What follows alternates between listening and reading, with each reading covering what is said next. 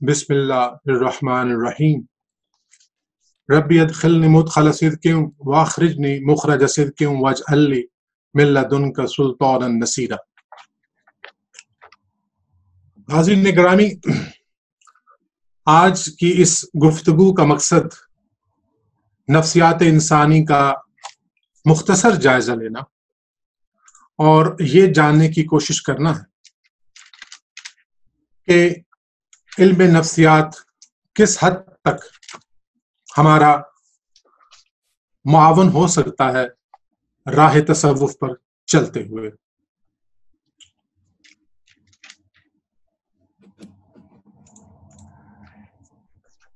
لیکن اس گفتگو سے اس منزل تک پہنچنے کے لیے جو سنگھائے میل ہمیں عبور کرنا ہوں گے، ان میں سے سب سے پہلے یہ طے کرنا کہ آخر ڈیفینیشن آف نفسیات کیا ہے، ہم نفسیات کی تعریف کیسے کر سکتے ہیں، اور علم نفسیات میں مائنڈ کسے کہتے ہیں۔ تیسرا، تاریخ نفسیات کا مختصر جائزہ لینا اور اس جائزے کے دوران علم نفسیات کے کچھ اہم طبقہ فکر کا بس اس قدر ذکر کرنا جو ان کے کور میسج تک پہنچا دے، اور ایک اپروکسیمیٹ ٹائم لائن کے ساتھ علم نفسیات کے ارتقاء کا بنیادی فہم فراہم کر دے۔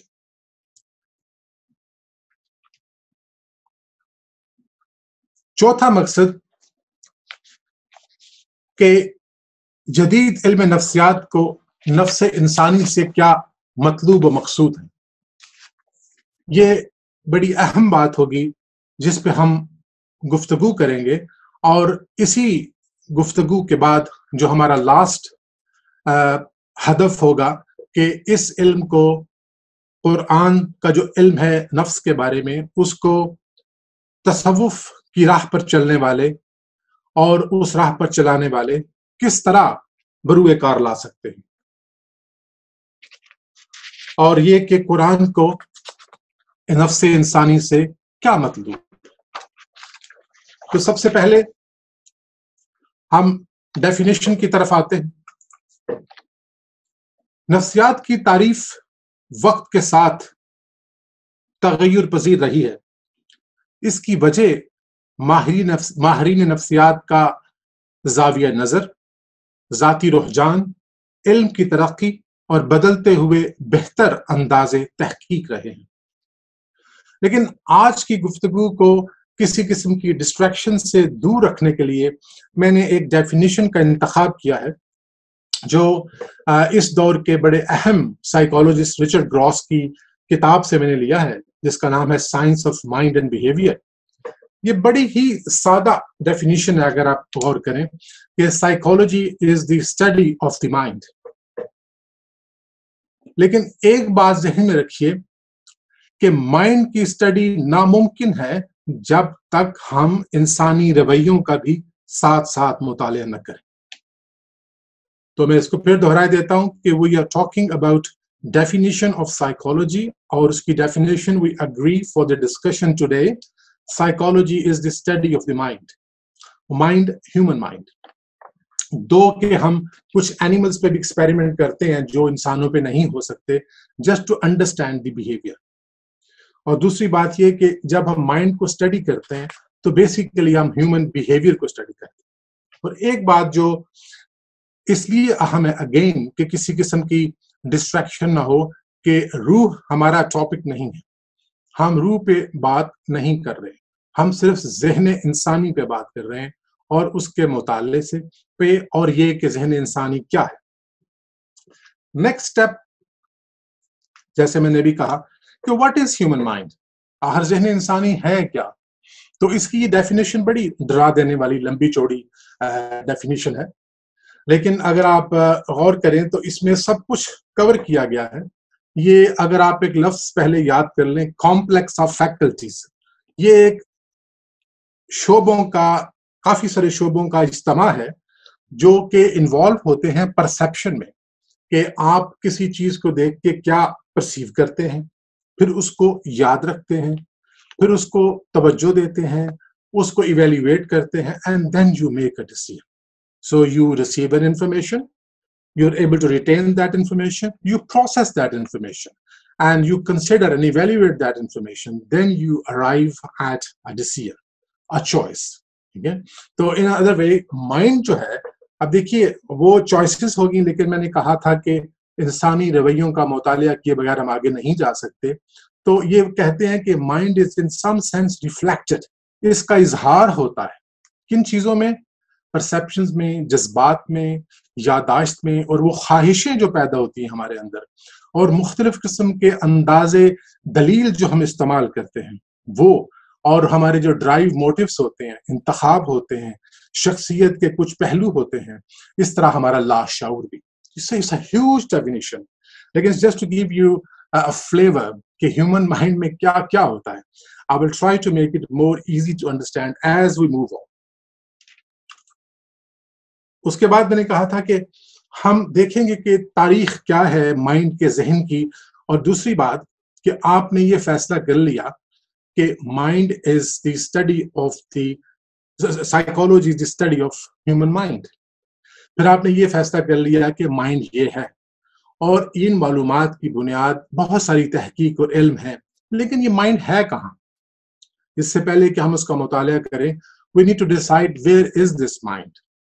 تو میں آپ کو مختصراً اس تاریخ سے گزاروں گا جو اس تلاش کی تاریخ ہے کہ انسانی ذہن کے مقام کی تلاش میں لوگوں نے جو کاوشیں کی، جن خیالات سے گزرے، ان کی انتہائی مختصر تاریخ، ان کو کور کرنا از ورچولی امپاسبل. تو ایک ویو تھا جس کو ہم کہتے ہیں کارڈیو سینٹرک. لوگوں کا خیال تھا کہ ذہن انسانی جو ہے اس کا قیام دل میں ہوتا ہے. Heart is the seat of soul. میں پھر یہ کہہ دوں کہ یہ لفظ سول، اسپرٹ جو گریک یوز کرتے تھے مائنڈ کے ہم معنی، ہم روح کے معنوں میں اسے استعمال نہیں کر رہے. ہمارا مقصد صرف مائنڈ اور ذہن کی بات کرنا ہے. تو اینشنٹ ایجپشن جو ڈیناسٹی تھی، یہ لوگ اس بات کے بڑی شدت سے قائل تھے کہ ذہن انسانی دل میں قیام رکھتا ہے. وہ اس حد تک اور اس سختی سے قائل تھے کہ جب اپنے مردوں کو دفن کرتے تھے، میں آپ کو ابھی ایک سلائیڈ بھی دکھاؤں گا، کہ جب مردوں کو دفن کرتے تھے تو باقی اعضاء تو نکال لیتے تھے لیکن دل نہیں نکالا کرتے. ان کا خیال تھا کہ جب انسان مر جاتا ہے تو ایک خدا جس کا نام اینوبس ہے، جو کہ دی گاڈ آف ممیفیکیشن ہے، وہ اس کا وزن کرتا ہے. یہ میں نے آپ کو جو تصویر دکھا رہا ہوں یہ بیسیکلی انہی کے لٹریچر سے ہے جو ملا ماہرین اپنا آرکیولوجسٹ کو ملا. تو آپ دیکھیں گے کہ دل ایک پلے میں ہے اور ایک پلے میں ایک پر ہے جانور کا. اگر دل کا وزن اس پر سے زیادہ ہو جائے تو یہ دل ایک گناہ گار کا دل ہے، اور ساتھ ایک کتا کھڑا ہے ڈیوورر، یہ کوئی دیو مالائی بیس تھا جو کہ اب اس دل کو کھا جائے. So they had very strong belief کہ ذہن جو ہے وہ دل میں ہوتا ہے. اس کے علاوہ ایرسٹوٹل کا بھی خیال تھا کہ ذہن انسانی دل میں ہوتا ہے. ایویسینا جو ہمارے مشہور بولی سینا گزرے ہیں، ان کا بھی یہی خیال تھا کہ جو ذہن ہے وہ دل میں قیام پذیر. لیکن کچھ لوگ مختلف خیال رکھتے تھے. ان کا خیال تھا کہ دل جو ہے، ذہن جو ہے وہ دماغ میں ہوتا ہے، جس کو ہم سفیلو سینٹرک کہتے ہیں. سفیلو سینٹرک کا سفیلو کا مطلب ہے ہیڈ، ٹھیک ہے، سینٹرک یہاں اس کا مرکز ہے. تو ان کا خیال تھا کہ ذہن جو ہے وہ دماغ میں ہوتا ہے، یعنی برین میں ہوتا ہے. ہپوکریٹس اس کا قائل تھا، پلیٹو آف ایتھنز اس کا قائل تھا، گیلن آف پرمیگون، گیلن جس کو آپ جالینوس کے نام سے جانتے ہیں، حکیم جالینوس، یہ تمام اس بات کے قائل تھے کہ ذہن انسانی جو ہے وہ دماغ میں ہوتا ہے، یعنی برین میں ہوتا ہے. صرف پلیٹو کا تھوڑا سا خیال ڈفرینٹ تھا کہ وہ اس کو 3 حصوں میں تقسیم کرتا تھا. اس کا خیال تھا کہ فیلنگ اور ڈیزائر جو ہیں یہ دل میں ہوتی ہیں، اور جو دلیل ہے وہ دماغ میں ہوتی ہے. تو اب یہ ابن النفیس جو ہے، ان کے بارے میں تھوڑا سا میں آپ کو اور بھی بتا دوں. یہ بڑے دلچسپ قسم کے سوچنے والے انسان تھے. یہ وہ پہلے شخص ہیں جنہوں نے ایک سائنٹسٹ کی حیثیت سے نفس انسانی کے 3 حصوں کو قرآن کی روشنی میں واضح کیا، قلب، روح، عقل، اور چوتھی چیز ارادہ۔ اس پہ ہم بعد میں مختصراً بات کریں گے۔ ان کا زیادہ ذکر کرنے کی وجہ یہ تھی کہ یہ ایک ایسی شخصیت ہے جس کے بارے میں آج سے 20 سال پہلے تک بہت کم لکھا گیا، بہت کم ان کا ذکر آیا۔ ان کی بہت ساری چیزوں کو ویسٹ کے لوگوں نے اپنے نام سے ایز کریشن پبلش بھی کروایا اور ان کا کہیں ذکر بھی نہیں کیا۔ لیکن فارچونیٹلی اب کچھ ایسے لوگ ویسٹ میں بھی آ گئے who are brave enough to accept کہ ان لوگوں نے کام کیا تھا۔ تو نیچے میں نے ایک ریفرنس دیا Oxford hand book of history of psychology, جس میں ان کا باقاعدہ ذکر ہے۔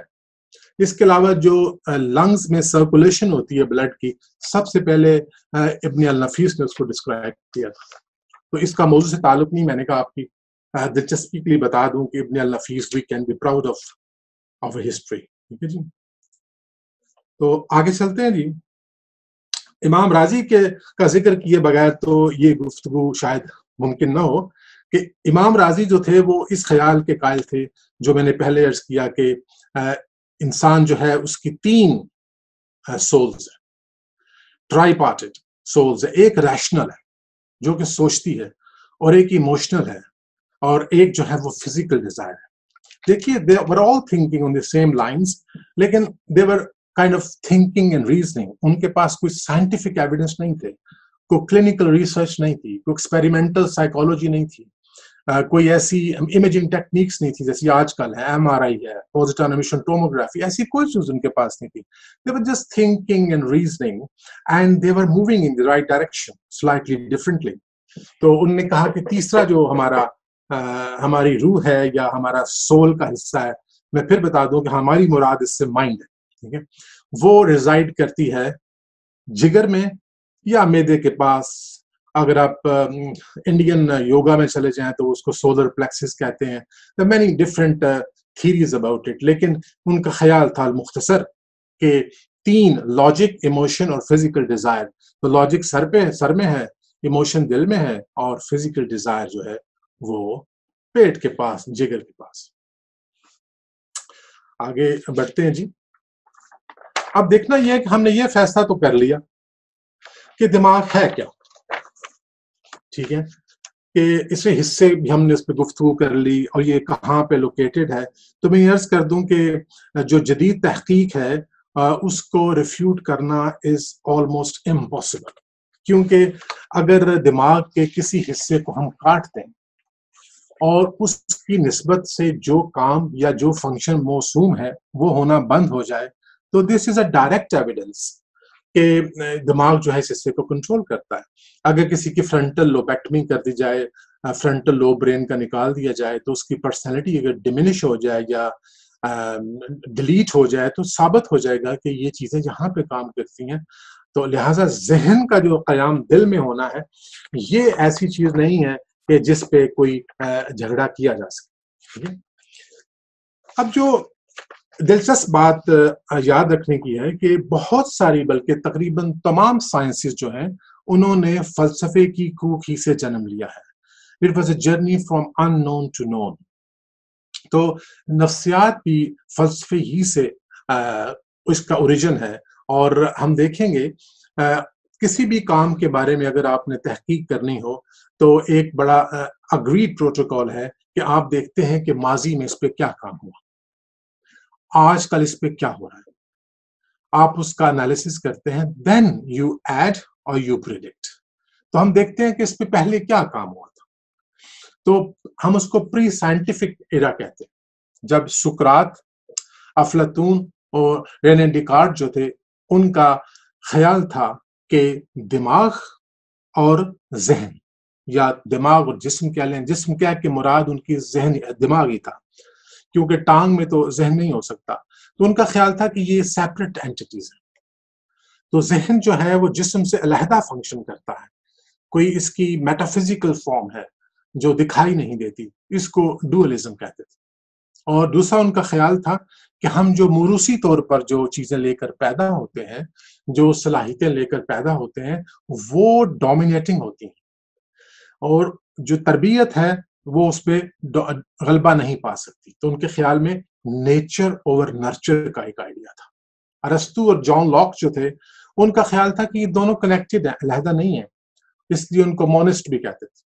اور یہ کہ مائنڈ جو ہے بلینک سلیٹ، اس میں کچھ لکھا نہیں ہوتا، جس کو ٹیبولا ریسا کے نام یا راسا کے نام سے ہم جانتے ہیں.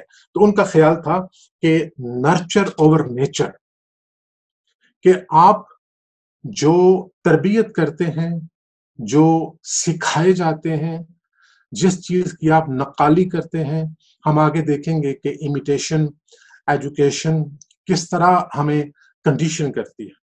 تو ان کا خیال تھا کہ جب آپ پیدا ہوتے ہیں، آپ کے ارد گرد کا ماحول، آپ کی تربیت، تعلیم، مطالعہ، واقعات، حادثات یہ فیصلہ کرتے ہیں کہ آپ کی شخصیت کیسے نکلے گی. لہٰذا nurture is powerful then nature. اب یہ تھے ان سائنٹیفک اسکولز آف سائیکالوجی، ٹھیک ہے. لیکن یہاں ایک بات آپ کو میں پھر بتاتا چلوں کہ جو موجودہ زمانے میں امیجنگ ٹیکنیکس ہیں ان کی وجہ سے یہ فیصلہ تو ہو گیا کہ ذہن جو ہے وہ دماغ میں ہوتا ہے، لیکن یہ سوال ابھی تک زیر بحث ہے کہ کیا دماغ واقعی مائنڈ جسم سے جدا ہے. اور دوسرا سوال یہ کہ علم کا منبع کیا ہے، ہم کس بنیاد پر حقیقت اور مفروضے میں فرق قائم کر سکتے ہیں. اس میں کوئی شک نہیں کہ scientists are holding a very strong position, that they have got a very strong evidence, but it is still disputable. Maybe there is another source of learning and information. It cannot be ruled out as a possibility. یہ بڑا unscholarly ہوگا کہ ہم یہ کہیں کہ وہ امکان کا دروازہ بند ہو گیا. تو اس امکان کا دروازہ کھلا رہنا چاہیے، گو کہ ہمارے پاس بڑے مضبوط دلائل ہیں کہ predominantly ہماری شخصیت کی تشکیل میں جو ہے وہ جینیٹکس اور نرچر دونوں کا ہاتھ ہوتا ہے، اور یہ کہ ذہن جو ہے یہ دماغ ہے. لیکن میں نے جیسے کہا یہ ایک کوئی حتمی یا کیٹاگوریکل اسٹیٹمنٹ نہیں ہے. سائنس میں آج کل جب کہ کوانٹم فزکس کی باتیں ہو رہی ہیں اور بڑی انبلیویبل قسم کی باتیں سننے میں آ رہی ہیں، تو کوئی تعجب نہیں کہ کل کو یہ پتہ چلے کہ mind is some thing which is a manifestation of brain, but it can exist on its own. It is a possibility which cannot be ruled out. Okay, until when I don't know. لیکن it should not be ruled out as a possibility. اس کے بعد ہم scientific schools of psychology کی طرف آتے ہیں. There are several schools. ہم صرف 2-4 کا ذکر کریں گے اور I will slow down here so that you may grasp as much as possible. مجھے پتا ہے it's a lot of information, لیکن I will keep summarizing. جب یہ ختم ہو جائے گی بات تو اب پھر بڑھیں گے ہم قرآن کی طرف. تو میں نے ابھی تک یہ عرض کیا کہ ہم نے یہ فیصلہ کیا کہ نفسیات کی ڈیفینیشن کیا ہے. It is the psychology is the study of mind and behavior. اور دوسرا بات یہ کہ دوسری بات یہ کہ مائنڈ ہوتا کہاں ہے. تو اس میں 2 نظریات تھے کہ اس کا قیام دماغ میں ہے یا دل میں ہے. تو میں نے کہا کہ سائنس کی پوزیشن بڑی مضبوط ہے اس میں کہ ذہن جو ہے وہ دماغ میں قیام کرتا ہے. ٹھیک ہے. اس کے بعد ہم نے کچھ 4 بڑے سوال ہم نے دیکھے جن پہ فلسفیوں نے بحث کی، ڈوئلزم، مونزم اور nature over nurture and nurture over nature. تو یہ پری سائنٹیفک ایرا تھا. اب ہم بڑھتے ہیں سائنٹیفک ایرا کی طرف. تو اس میں یہ 4 ایسی چیزیں ہیں جن پہ ہم مختصر نظر ڈالیں گے. اس کے 2 پارٹس اور بھی ہیں انشاءاللہ، اللہ نے توفیق دی تو ہم اس پہ بات کریں گے. لیکن this is just to give you a flavour of the different tests which psychology has. تو اسٹرکچرزم ایک اس زمانے میں یہ ظاہر ہوا جس زمانے میں مادے کو اسٹڈی کیا جا رہا تھا. تو جو ویلہم وونٹ تھا اس نے چاہا کہ نفسیات کو ایسے سمجھنا چاہیے جیسے مادے کو سمجھا جا رہا ہے، کیونکہ ایٹم کی دریافت نے فکر و نظر کو حیران کر رکھا تھا. لہٰذا اس نے چاہا کہ کانشیس ایکسپیرئنس یعنی کہ سینسری جو ہے اس کو 2 حصوں میں تقسیم کر دیا جائے. کانشیس ایکسپیرئنس کو، جو میرا شعوری تجربہ ہے، اس کو 2 حصوں میں تقسیم کر دیا جائے. ایک سینسری، اس کی مثال یہ ہے کہ میں آسمان کو دیکھتا ہوں تو میں کہتا ہوں آسمان نیلا ہے. آپ میں سے کوئی بھی دیکھے گا تو یہی کہے گا آسمان نیلا ہے، unless somebody is color blind or blind, they can't see. ٹھیک ہے، یا ان کی ویژن کمزور ہے. Anybody with normal vision will agree that sky is blue. ٹھیک ہے. لیکن اگر میں یہ کہوں کہ آسمان، نیلا آسمان دیکھ کر میرا دل خوش ہو گیا، ہو سکتا ہے کوئی اور آدمی کہے کہ مجھے تو اس سے کوئی فرق نہیں پڑا، آسمان تو نیلا ہی ہوتا ہے. ٹھیک ہے. تو یہ جو دوسری چیز ہے یہ فیلنگ ہے.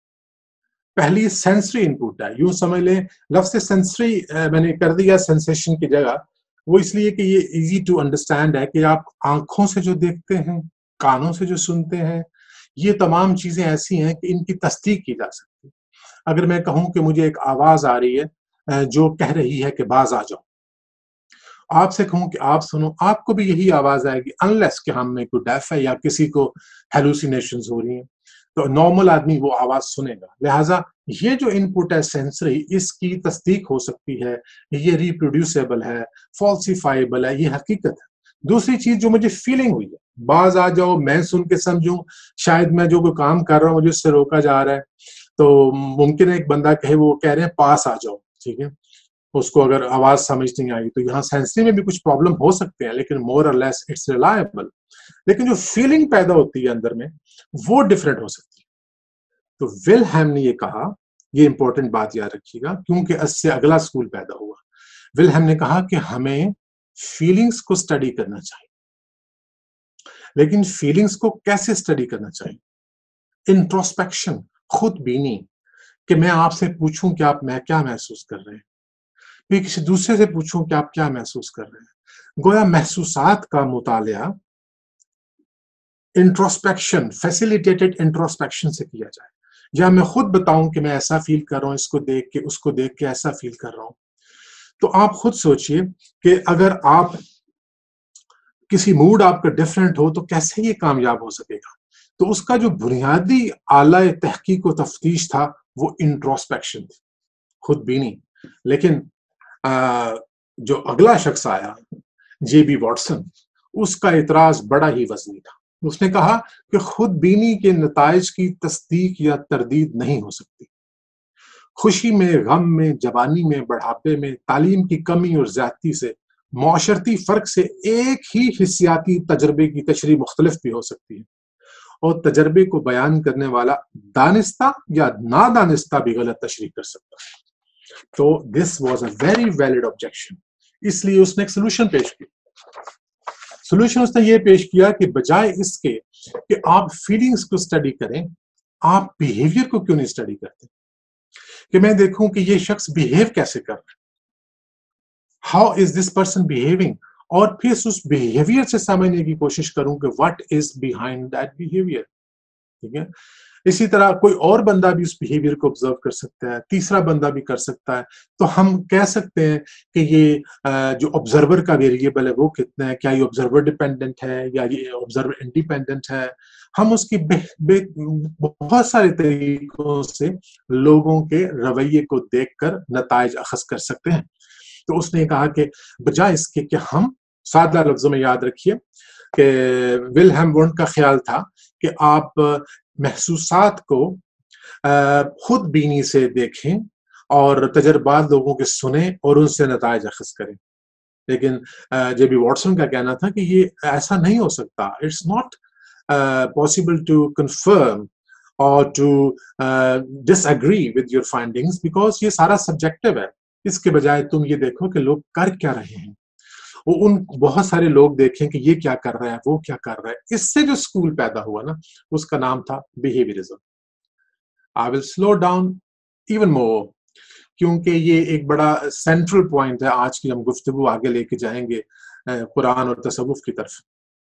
یہ جو اسکول پیدا ہوا اس میں 3 بڑے اہم تجربے ہوئے. میں کہہ رہا ہوں کہ میں اور سلو ڈاؤن ہوں گا. I seriously want you to kind of remember them in kind of bullet points. پہلا آئیون پاولوف تھا. اس نے یہ کہا کہ اگر، میں نے آپ کو سمجھانے کے لیے اس کو بہت سادہ کیا ہے، کئی لوگ ایسے ہیں جنہوں نے یہاں بیٹھے ہیں، مجھے پتا ہے انہوں نے ماسٹرز کیے ہوئے ہیں سائیکالوجی میں، تو ان کے لیے تو یہ بڑی بچگانہ گفتگو ہوگی. لیکن کچھ ایسے بھی ہیں جو نفسیات کے بارے میں بہت کم جانتے ہیں، تو میں نے ان کو زیادہ اہمیت دی ہے. اور ویسے بھی میں کوئی ماسٹرز ان سائیکالوجی نہیں ہوں، I'm اسٹوڈنٹ آف سائیکالوجی. تو اگر وہ کہتا ہے آئیون پاولوف کہ اگر آپ ایک مانوس پالتو جانور کو کسی طریقے مثلاً تالی بجا کر متوجہ کریں اور اسے اس کا من پسند کھانا دیں، تو بار بار ایسا کرنے سے وہ تالی بجانے کا مطلب کھانے کے وقت کے برابر سمجھے گا۔ میں نے مثال کو بدل دیا to make it easy to understand.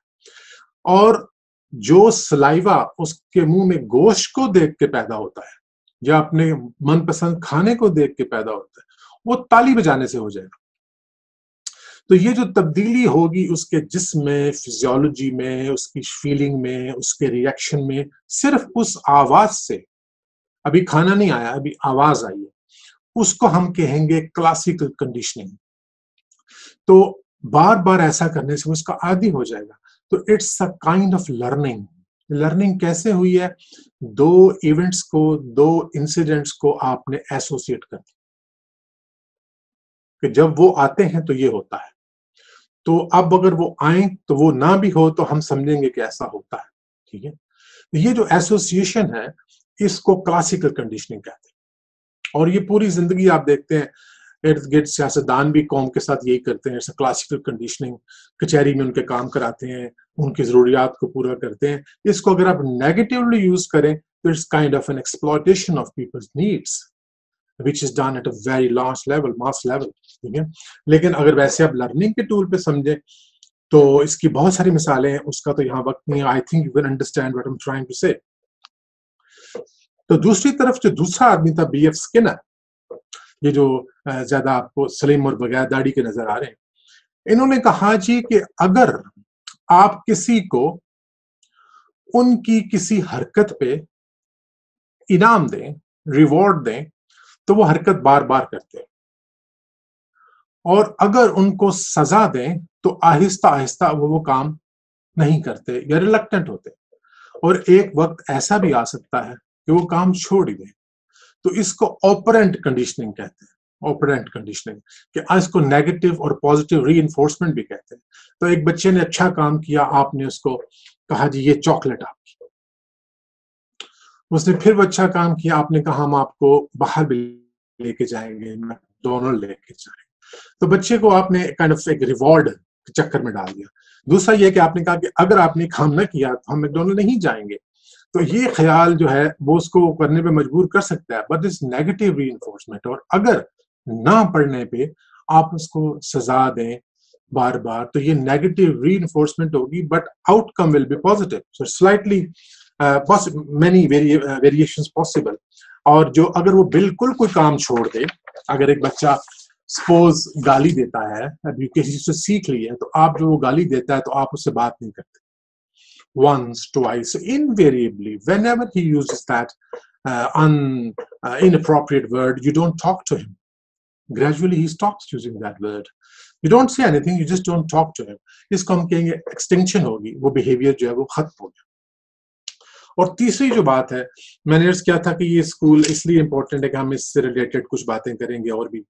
تو تیسرا جو تھا نا جی، البرٹ بنجورا، اس نے ایک ایکسپیریمنٹ کیا جس میں ایک گڑیا کو، جو کھیلنے والی ڈال ہوتی ہے، اس کو ایڈلٹس مار رہے تھے، مکہ مارا یا جس طرح بھی مارا۔ تو جو بچے دیکھ رہے تھے نا، انہوں نے بھی مارنا شروع کر دیا، which was very unusual کہ بچے ایک گڑیا کو مارنا شروع کر دیں without any prior experience۔ تو اس سے اس نے یہ اپنا استنباط کیا کہ بچے یا ہم امیٹیٹ بھی کرتے ہیں، ہم دیکھ کے سیکھتے ہیں، اس کو آبزروینٹ لرننگ کہا گیا۔ تو میں جو چاہتا تھا کہ آپ یاد رکھیں وہ یہ تین چیزیں ہیں کہ کلاسیکل کنڈیشننگ میں آپ کسی کی نیڈ کو پازیٹیولی یا نیگیٹیولی یوز کر کے لرننگ کرا سکتے ہیں۔ نیگیٹو ری انفورسمنٹ سے کسی بری عادت کو لوگ ختم کرا دیتے ہیں، جیسے سزائیں ہیں قانون میں۔ پازیٹیو ری انفورسمنٹ سے آپ کسی کے اچھے کام کو فیسیلیٹیٹ کر سکتے ہیں۔ اور تیسرا یہ جو سب سے امپورٹنٹ ہے یاد رکھنے کے لیے کہ بچے دیکھ کر سیکھتے ہیں، دے امیٹیٹ۔ ان کے نزدیک بعض اوقات موریلٹی ابھی انہوں نے سیکھی نہیں ہوتی، ابھی وہ دیکھ رہے ہوتے ہیں، اور جو آپ کو کرتے دیکھتے ہیں that looks normal because you are the role models for them. So if you kind of behave in a way which is not appropriate، ایک دوسرے سے آپ سختی سے بات کرتے ہیں، ایک دوسرے کی انسلٹ کرتے ہیں، روڈ ہوتے ہیں، اگنور کرتے ہیں، ایون باڈی لینگویج، بچے جو ہیں آپ سے سیکھتے ہیں۔ اس اسکول کا ذکر کرنا دو وجہ سے ضروری ہے. ایک تو یہ کہ جس زمانے میں یہ اسکول یا اس کو پرسپیکٹو بھی کہتے ہیں سامنے آیا, اس زمانے میں چارلس ڈارون کی جو تھیوری آف ایوولوشن ہے, اسپیشیز کی سلیکشن, اسپیشیز کے سروائیول کی تھیوری, وہ بھی آ رہی تھی مارکیٹ میں اور بڑی پاپولر تھی. تو دو لفظوں میں اگر بتاؤں تو ولیم جیمز کا خیال یہ تھا کہ ہمیں کسی بھی انسانی رویے کے مطالعے کے لیے یا ذہنی رویے کے مطالعے کے لیے یہ جاننا ہوگا کہ آخر اس رویے کا مقصد کیا ہے. اگر سامنے کوئی مقصد ہوگا تو رویہ ہوگا, یا رویے کے پیچھے کوئی مقصد ہوگا تو رویہ ہوگا. اس کو یاد رکھیے گا کہ اگر سامنے کوئی مقصد ہوگا ایکسٹرنل کو مقصد ہوگا تو اس کے پیچھے وہ جائے گا. بیک گراؤنڈ میں کوئی ڈیزائر ہوگی تو اس کے پیچھے وہ جائے گا. اس کو اگر میں آپ کو پیچھے لے جاؤں تو یہ جو صاحب تھے جان بی واٹسن, ان کی جو سائیکالوجی تھی اس کو ایس آر سائیکالوجی بھی کہتے ہیں, اسٹیمولس ریسپانس سائیکالوجی. تو اس کا ایک ایلیمنٹ یہاں بھی تھا کہ اگر آپ کے سامنے کوئی چیز نظر آتی ہے جو آپ حاصل کرنا چاہتے ہیں یا اس سے بھاگنا چاہتے ہیں, کوئی درندہ نظر آ گیا, کوئی سانپ نظر آ گیا, تو you try to run away. So external stimulus is making you run. اسی طرح آپ کو کوئی ایسی چیز نظر آ گئی جس کی آپ کو تلاش تھی, کوئی پھول ہے, کوئی پھل ہے, آپ کی طرف بڑھ رہے ہیں. I am giving you very simple examples. تو آپ کے رویے جو ہیں وہ اس بات کو ہم نے اس انداز سے اسٹڈی کرنے چاہیے کہ ان کا مقصد کیا ہے, ان کا مقصود کیا ہے, ان کے پیچھے ڈرائیوز کیا ہیں. تو اس میں لوگوں نے یہ سمجھا اور صحیح سمجھا کہ اس کا مطلب یہ تھا کہ survival can be a big reason, a big drive motive to dictate our behaviour. اور چارلس ڈارون میں یہ کہہ رہا تھا کہ حصے بقا جو ہے اور سروائیول جو انوائرمنٹل چیلنجز جو ہیں ان کو ہم ریئیکٹ کرتے ہیں so that we may survive. So they were kind of aligned with each other. It became very popular. اس نے اپنی پہلی کتاب بھی جو سائیکالوجی کی پراپر ہے وہ پبلش کی میرا خیال ہے 1910 میں پروبیبلی, جو تھی psychology, first book of psychology as the science of mental life. تو پرنسپلز آف سائیکالوجی کے نام سے چھپی, اور he was a very famous psychologist in his times. لیکن آپ یہ دیکھیے کہ یہ جو لوگ ہیں یہ سب کنٹریبیوٹ کر رہے ہیں. تو اس سے پہلے کہ میں نیکسٹ سلائڈ پہ جاؤں, میں ان پچھلی سلائڈ کی ایک سادہ سی سمری دوں کہ پہلے جو تھے ولہیم وونٹ, انہوں نے چاہا کہ نفسیات انسانی کو اس طرح سے پارٹس میں تقسیم کیا جائے جس طرح مادے کو تقسیم کیا گیا. انہوں نے محسوسات اور احساسات, سینسیشن یا سینسری انپٹ اور فیلنگ, ان دو کو علیحدہ کیا اور کہا کہ ہم فیلنگ کا مطالعہ کریں گے خود بینی سے, انٹروسپیکشن سے. لیکن جے بی واٹسن نے کہا کہ ہم محسوسات کا مشاہدہ اس لیے قبول نہیں کر سکتے کہ اس کو غلط ثابت کرنا ناممکن ہے, اور یہ بڑا ویریبل ہوگا who is doing it, who is reporting it. اس لیے بجائے اس کے کہ آپ محسوسات کا مطالعہ کریں, آپ رویوں کا مطالعہ کریں کہ لوگ بہیو کیوں کرتے ہیں اس طرح اس طرح. اور اس کے بعد ولیم جیمز نے بھی کائنڈ آف یہی بات کی کہ آپ رویوں کے پیچھے محرک یا رویوں کے باہر محرک, خارجی یا داخلی محرکات کو دیکھیں تاکہ آپ ہیومن بیہیویئر کو سمجھ سکیں. لیکن دیکھیے they were all contributing. یہ چیز جو میں سیکھنی چاہیے وہ یہ کہ ہمارے یہاں یہ رجحان ہے کہ یہ تو غلط ہے, یہ تو نالائق تھا, اس نے کیا بیوقوفی کی بات کی. کسی نے کوئی بیوقوفی کی بات نہیں کی ہوتی. they are just trying to make you understand. Jigsaw puzzle کے مختلف حصے مختلف لوگوں کے ہاتھ میں ہوتے ہیں. ultimately somehow we feel that we have arrived at the conclusion. Then a better person comes and raises more questions. تو آگے دیکھیے کہ یہ ایک اسکول تھا جس میں بڑی خوبصورت باتیں کی. یہ سیپریٹ ٹاپک ہے, ویری انٹرسٹنگ, لیکن اس کی میں صرف ایک بات کوٹ کروں گا. Don't want to make it already I feel there a lot of information. لیکن یہ اگر آپ یاد رکھ لیں, میں یہ سادہ مثال دیا کرتا ہوں کہ اگر آپ کے گھر آپ نے ایک ٹیبل آرڈر کیا, وہ پیکڈ پہنچ گیا, اس کا ایک ٹاپ ہے, اس کی 4 لیگس ہیں, کچھ بریکٹس ہیں وغیرہ وغیرہ. It's in a box. کیا اسے آپ میز کہہ سکتے ہیں؟ کیوں نہیں کہہ سکتے میز؟ یہ سوچنے کی بات ہے کہ اگر آپ کو میں ایک ٹانگ پکڑا دوں تو آپ کو کیا پتہ ہے کیا ہے، ٹھیک ہے؟ یا ایک ہاتھی ہے اور 5 اندھوں کو دے دیا جائے، پرانی فلسفے کی مثال ہے، اور وہ کوئی ٹانگ پکڑ کے کہے گا یہ تو ستون ہے، کوئی اس کا سون پکڑے گا تو یہ دیکھو پائپ ہے، اور اگر اس کی دم پکڑے گا یہ دیکھو رسی ہے. لیکن جس کی آنکھیں وہ کیا چیز دیکھ رہا ہے جو اندھے نہیں دیکھ رہے یا نہیں دیکھ پا رہے، اور وہ جو چیز مسنگ ہے اس packed parts of a table میں وہ کیا ہے؟ It's the functional relationship. جب تک آپ تمام حصوں کے درمیان جو ریلیشن شپ ہے، ان کا فنکشن ہے، اس کو گریسپ نہیں کرتے، یو کی not study table. You cannot decide it's a good table or it's a bad table. It's a weak, strong table. It's expensive or cheap table. جب تک آپ کو یہ نہ پتا ہو کہ یہ ٹیبل ہے، تو یہ فکرہ یاد رکھیے گا، the whole is greater than the sum of its parts. اگر آپ حصوں کو آپ جمع کر دیں، وہ اتنی اہمیت نہیں رکھتے جب تک ان کو اس ترتیب میں نہ ڈال دیا جائے جس سے وہ شے وجود میں آ جائے جس کے وہ حصے ہیں. تو انہوں نے کہا کہ نفسیات کو اس طرح نہیں سمجھا جا سکتا کہ آپ کبھی فیلنگز دیکھ رہے ہو، کبھی بیہیویئر دیکھ رہے ہو، کبھی ڈرائیو موٹیو دیکھ رہے ہو، کبھی ایمز دیکھ رہے ہو. You have to have a kind of understanding of the whole. پھر ہمارے دوست اور بڑے ہی انفلوئنشل سائیکولوجسٹ سگمنڈ فرائڈ کا ذکر نہ کرنا تو گناہ ہوگا نفسیات کی تاریخ میں. تو انہوں نے جو بات کی وہ اہمیت کس کی رکھتی. بیسیکلی انہوں نے کوئی بہت مختلف بات نہیں کی، لیکن اس بات پہ انہوں نے کام بہت کیا. اور انہوں نے یہ کہا کہ again I will be touching it very briefly, کہ انہوں نے کہا کہ لاشعور میں موجود ایسے محرکات ہیں جو ہمارے رویوں کا تعین کرتے ہیں.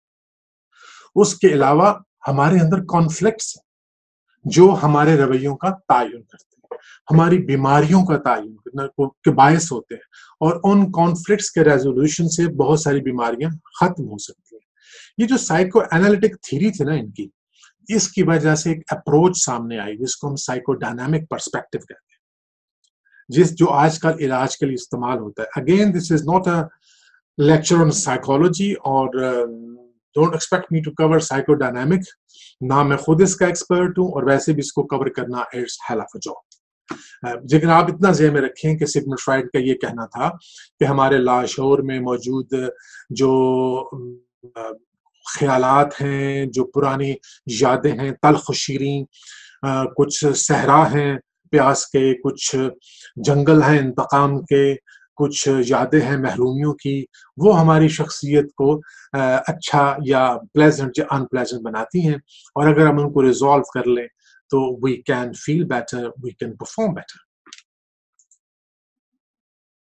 جی تو یہ جو ابھی آپ سلائیڈ دیکھ رہے ہیں نا جی، اس پہ تو میں رکوں گا، ٹھیک ہے. میں چاہتا ہوں کہ آپ اس کو گریسپ کر لیں. ابھی تک اگر بلٹ پوائنٹس میں بتاؤں تو ہم نے مائنڈ کو ڈیفائن کیا، ہم نے سائیکولوجی کو ڈیفائن کیا، مائنڈ کو ڈیفائن کیا، اس کے بعد ہم نے مائنڈ کا قیام کہاں پہ ہے وہ دیکھا، اس کے بعد اس سلسلے میں لوگوں نے جو کاوشیں کی ان کی مختصر تاریخ دیکھی. اور اب یہاں پہ ہم ایک چیز کنکلوڈ کر رہے ہیں کہ ہوا کیا، اس تمام تحقیق و تفتیش کے بعد کچھ اور سائنسز وجود میں آئی، ٹھیک ہے. وہ بڑی دلچسپ سائنسز تھے، ٹھیک ہے. وہ میں آپ کو بتاؤں کہ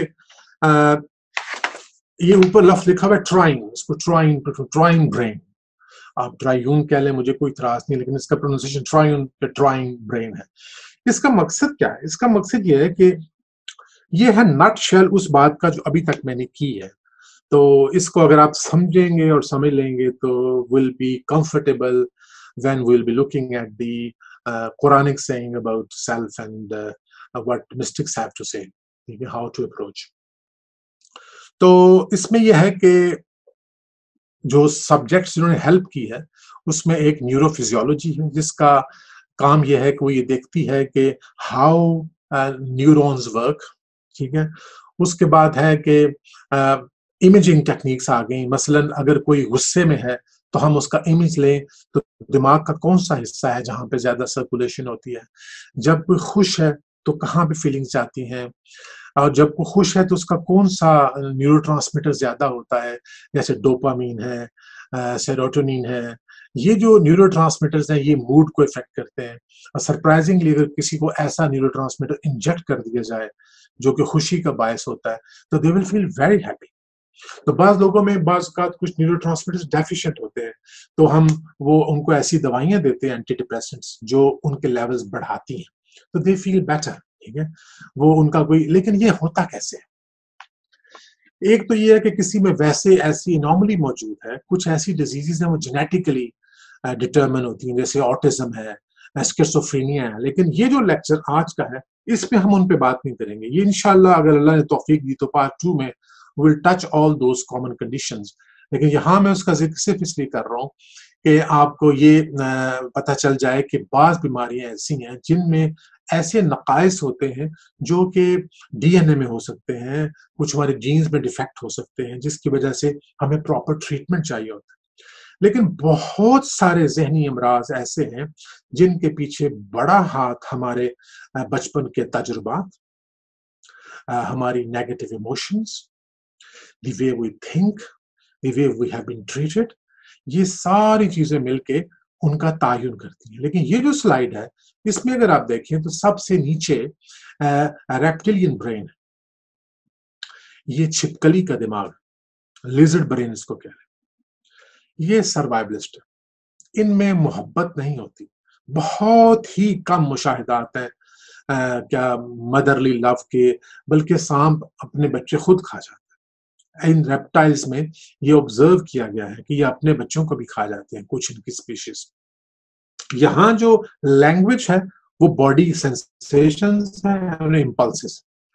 اور جب بھی مثال اس کی جو ہے بڑی افیکٹو مثال یہ ہے کہ جب ان کا مثال کے طور پر ریپروڈکشن کا, ریپروڈیوس کرنے کا سیزن آتا ہے, they don't think, because of the cycle of changes in the level of different hormones, they behave in a way that they are able to satisfy that desire which comes out of those fluctuations in the concentration of those neurotransmitters.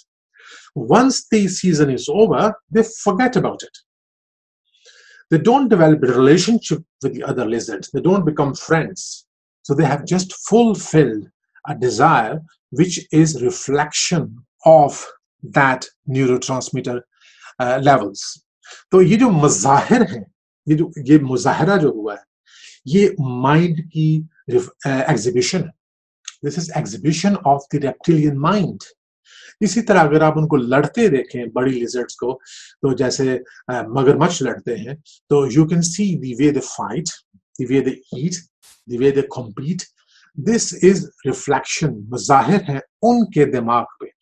تو ہمارے اندر بھی یہ دماغ موجود ہے, یہ ذہن میں رکھیے.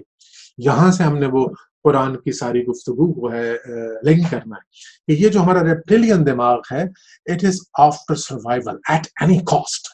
ٹھیک ہے, I will destroy the whole world to survive. یہ اس طرح کی چیز ہے, پوری دنیا میں سب کو ختم کر دوں گا, بس میں رہوں گا.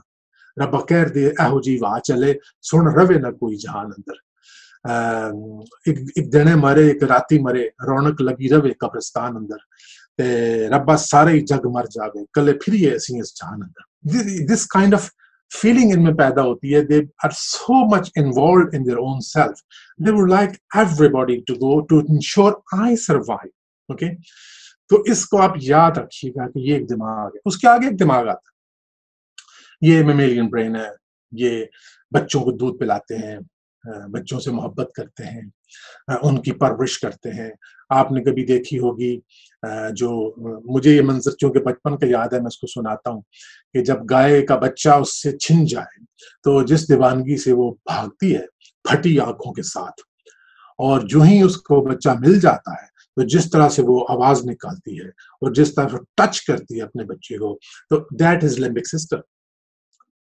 یہ وہ میمیلین برین ہے. ٹھیک ہے, اور اس کے بعد سو کالڈ سیولائزڈ ہیومنز آتے ہیں, ہومو سیپینس, ٹھیک ہے, جن کے ہاں language of thought and verbal expression ہے.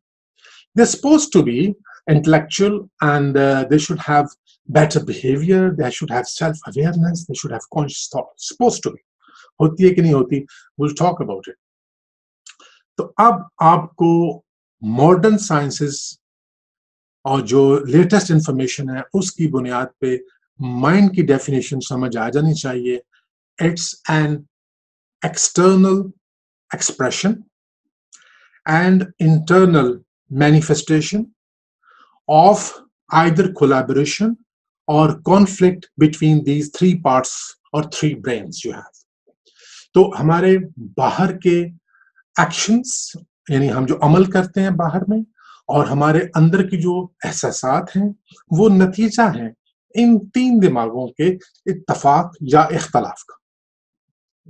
आप जरा सोचिए कि इतने तीन कॉम्प्लिकेटेड दिमाग जो हम सर में लिए फिर रहे हैं, इनके इत्तफाक और इख्तलाफ की कितनी वैरायटी होगी.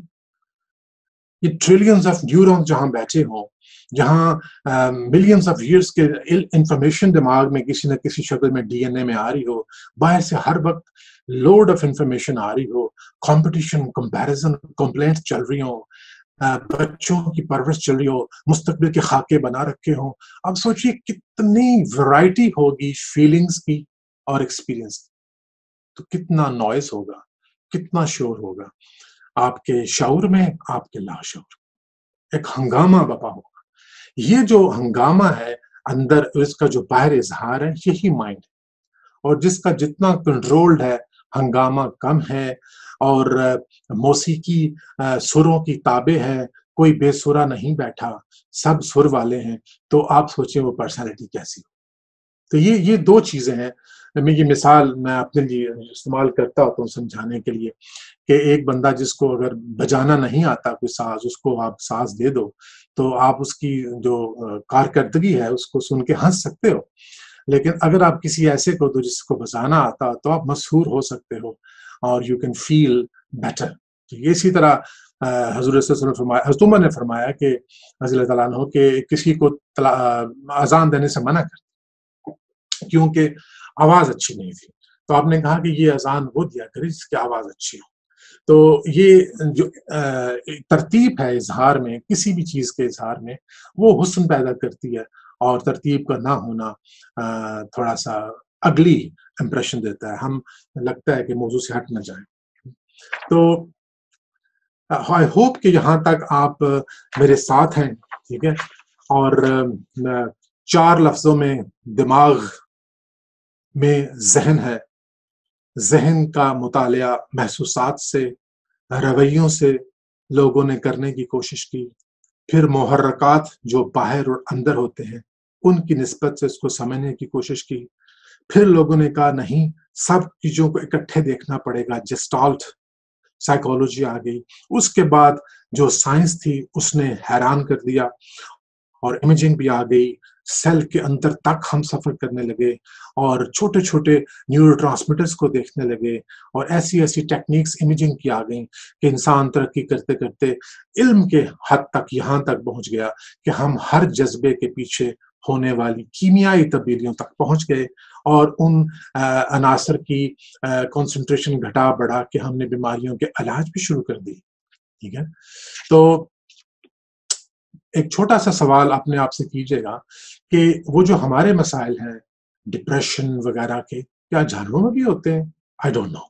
आप इसके बारे में सोचिएगा, और क्यों नहीं होते अगर नहीं होते तो. ये वो स्लाइड है जहां से हमने मोड़ काटना है अपने तसव्वुफ की तरफ. तो डॉक्टर डेविड हॉकिंस ये कहते हैं कि मकसद ये है जदीद तरीन नफ्सियात का कि हम बच्चों को बेहतरीन तरबियत और मालूमात फराहम करें, मुआशरा पॉजिटिव इमोशंस को नर्चर करें, सैक्रिफाइस सारा कुछ चीजें इसमें हों. लेकिन आप मुझे ईमानदारी से बताइएगा कि आपकी मालूमात के मुताबिक क्या ऐसा ही हो रहा है? Is this the situation? अपने आप से सवाल पूछिएगा. हमने आप सबको म्यूट किया हुआ, लिहाजा जवाब तो नहीं दे सकते मुझे, लेकिन आप ईमानदारी से बताइए कि हम कहाँ हैं एज एन इंडिविजुअल. हम अपने माशरे को कुछ बेहतर समझते हैं कई एतबार से. कुछ स्कैंडिनेवियंस कहते हैं कि हम बड़े पीसफुल लोग हैं, और उनकी आबादियां भी थोड़ी हैं, वसाइल ज्यादा हैं. हमारी आबादियां ज्यादा हैं, वसाइल कम हैं, फिर भी हम कहते हैं कि हम उनसे कुछ बेहतर हैं. आई डोंट नो, ये एक आम परसेप्शन है. ہم جس مورلٹی کو مورلٹی سمجھتے ہیں اس اعتبار سے. لیکن آپ یہ دیکھیے کہ اس پیرامڈ میں اگر ہم نیشنل ریلیجس ساری باؤنڈریز ہٹا دیں اور انسان کو محض ایک اسپیشیز کی حیثیت سے دیکھیں، ہومو سیپینس، تو ہم کہاں ہیں؟ میرا اپنا خیال تو یہ ہے کہ ہم جو ہے وہ کہیں یہاں ہیں. انرشیا کی حالت میں وہ لوگ ہیں جو ناکام ہیں، خوف زدہ ہیں، غم زدہ ہیں، بے حس ہیں، احساس گناہ میں ہیں، شرمندہ ہیں. یہ وہ محسوسات ہیں جن کے ہم قیدی ہیں. ہم ان منفی خیالات و احساسات و جذبات کے اسیر ہیں. اسی کی بنیاد پہ ہم گفتگو کرتے ہیں، اسی کی بنیاد پہ ہم انتخاب کرتے ہیں یا ترک کرتے ہیں. انہی کی بنیاد پر رشتے استوار ہوتے ہیں، انہی کی بنیاد پر رشتے ٹوٹتے ہیں. یہ نیگیٹو فیلنگز جو ہیں یہ نہ چاہتے ہوئے بھی پریکٹیکلی ہمارے خدا ہے. ہم انتقام سے نہیں نکل سکتے. لوگ کہتے ہیں گلٹ سے نہیں نکل سکتے. وہ ایک کسی کا فگاٹ کے کس کا قول ہے کہ انسان سب کچھ ترک کر دیتا ہے لیکن اپنی سفرنگ کو نہیں چھوڑتا، اپنی اذیت کو نہیں چھوڑنا چاہتا. اس کے پیچھے کچھ بھی ہو سکتا ہے اس کو اپنے بارے میں اتنا متقی ہونے کا خیال ہو کہ اس کا خیال ہے کہ وہ کوئی غلطی نہیں کر سکتا چونکہ اس کی غلطی ہوگی، یا لہٰذا احساس گناہ تو لازم ہے. اگر اسے کہا جائے کہ خدا سارے گناہ معاف کر دیتا ہے اور یہ لرننگ کا ایک ٹول ہوتا ہے، مسٹیک سے ہم سیکھتے ہیں، آگے بڑھ جاتے ہیں، اور یہ کہ اللہ کہتا ہے کہ متقی نہ کہو اپنے آپ کو، اور یہ بھی کہتا ہے کہ اگر ہم سزا دیتے تو زمین پر ایک بھی چلنے والا نہ چھوڑتے، پھر بھی اگر کوئی بندہ بضد ہے گناہ پہ، احساس گناہ پہ، تو اس کو سوچنا چاہیے کہ اپنے بارے میں کوئی خبط عظمت رکھتا ہے کہیں نہ کہیں پوشیدہ. کہاں؟ وہ کسی بھی برین میں ہو سکتا ہے، ڈیپ سیٹڈ لاشعور میں کہیں ہو سکتا ہے. اور کچھ جو لوگ آگے بڑھ جاتے ہیں، ورلڈلی کامیاب ہو جاتے ہیں، آپ دیکھتے ہیں they are very proud, they are very angry، غصے میں ہوتے ہیں، مغرور ہوتے ہیں، خواہشات کے اسیر ہوتے ہیں. they think they have accomplished, they are winning. کچھ لوگ یہاں بھی ہوتے ہوں گے happy and productive، پر تھوڑے understanding this is probably even less. اور joy, gratitude اور love، مشکور ہونا، محبت کرنا، خوش رہنا، یہ جو سنک ہونا ہے، یہ ایکسٹرا آرڈنری آؤٹ کمز ہیں. یہ تو آئی ڈونٹ نو بہت کم دیکھنے میں ملتی ہیں. اور پیس شاید گنے چنے لوگ ہوتے ہوں گے، لیکن ہم ابھی مذہب کی بات نہیں کر رہے. یہ فقط جدید سائنس کا مقصود ہے اور اس کا خیال ہے کہ ہم کچھ لوگوں کو یہاں پہنچا دیتے ہیں. ٹھیک ہے، لیکن میں آپ کے سامنے اب ایک ڈیٹا رکھنے لگا ہوں، اس کو آپ ملاحظے کیجیے. آپ کو بڑی حیرت ہوگی کہ ایک تو یہ بڑی مزیدار اسٹیٹمنٹ ہے. Very busy slide, sorry for that. میں نے اس کو مختصر کرنے کی کوشش کی، سوچا، لیکن I thought it would be unfair. Albert Einstein نے 1949 میں یہ کہا تھا کہ آج کل، اس زمانے میں اس نے کہا، آج کل کے لوگ ہیں unknowingly prisoners of their own egotism. They feel insecure, lonely, deprived of the naive, simple and unsophisticated enjoyment of life. Man can find meaning in life short and perilous as it is only through devoting himself to society. تو یہ اس کا خیال تھا کہ آپ service شروع کر دیں تو پھر ہو جائے گا. یہ آخری فکر بڑا امپورٹنٹ ہے. The economic anarchy of capitalist society as it exists today is, in my opinion, the real source of evil. میں نہیں کہہ رہا، نہ ہی کوئی مسلم اسکالر کہہ رہا ہے، نہ ہی کوئی صوفی کہہ رہا ہے، ٹھیک ہے، لیکن حالات کی جو اس نے تصویر کشی کی 1949 میں، تو اگر آج وہ ہوتا تو کیا کہتا، I don't know. اور یہ دیکھیے گا، یہ جو ڈیٹا میں آپ کو آگے دکھانے لگا، یہ WHO کا ڈیٹا، کسی چھوٹے موٹے ادارے کا نہیں ہے. اور یہ دیکھیے، جب کب یہ ڈیٹا، اب تو حالات مزید خراب ہوں گے، 13% جو میجر شیئر ہے النس کا، وہ ذہنی امراض کا. Something went wrong somewhere.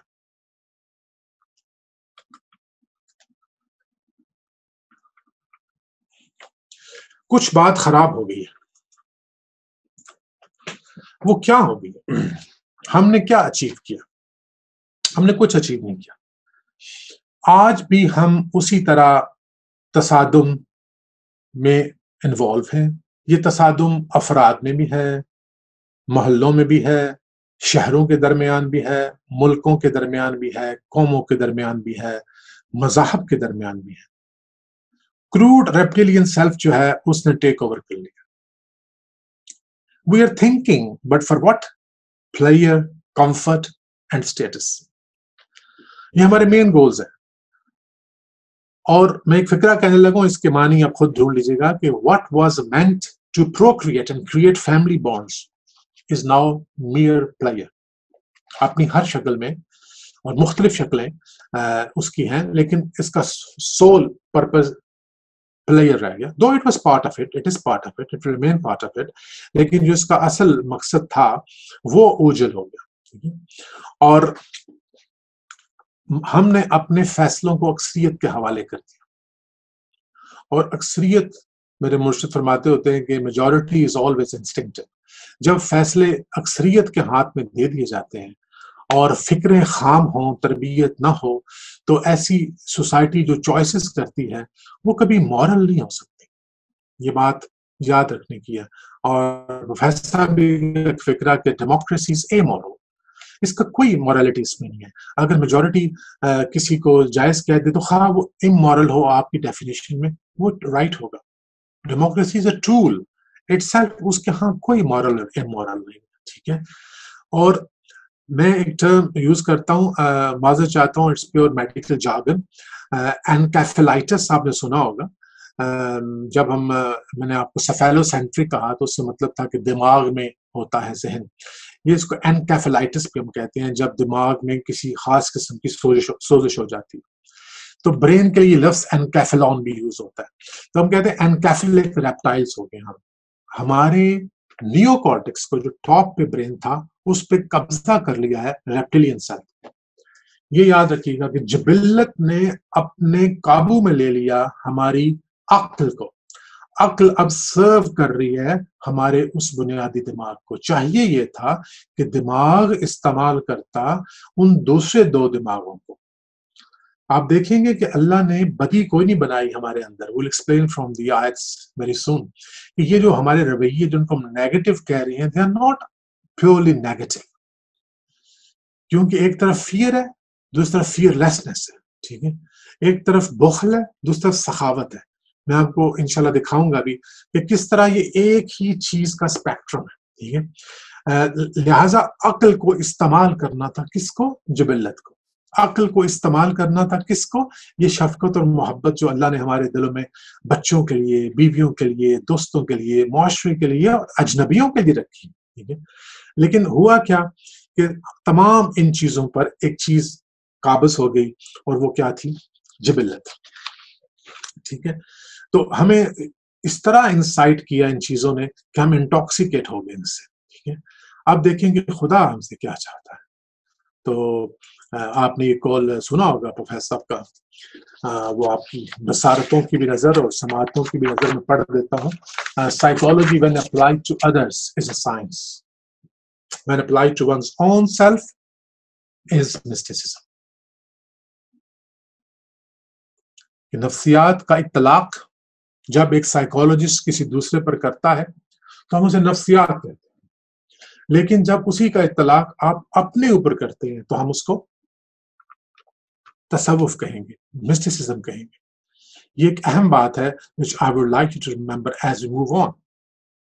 ٹھیک ہے.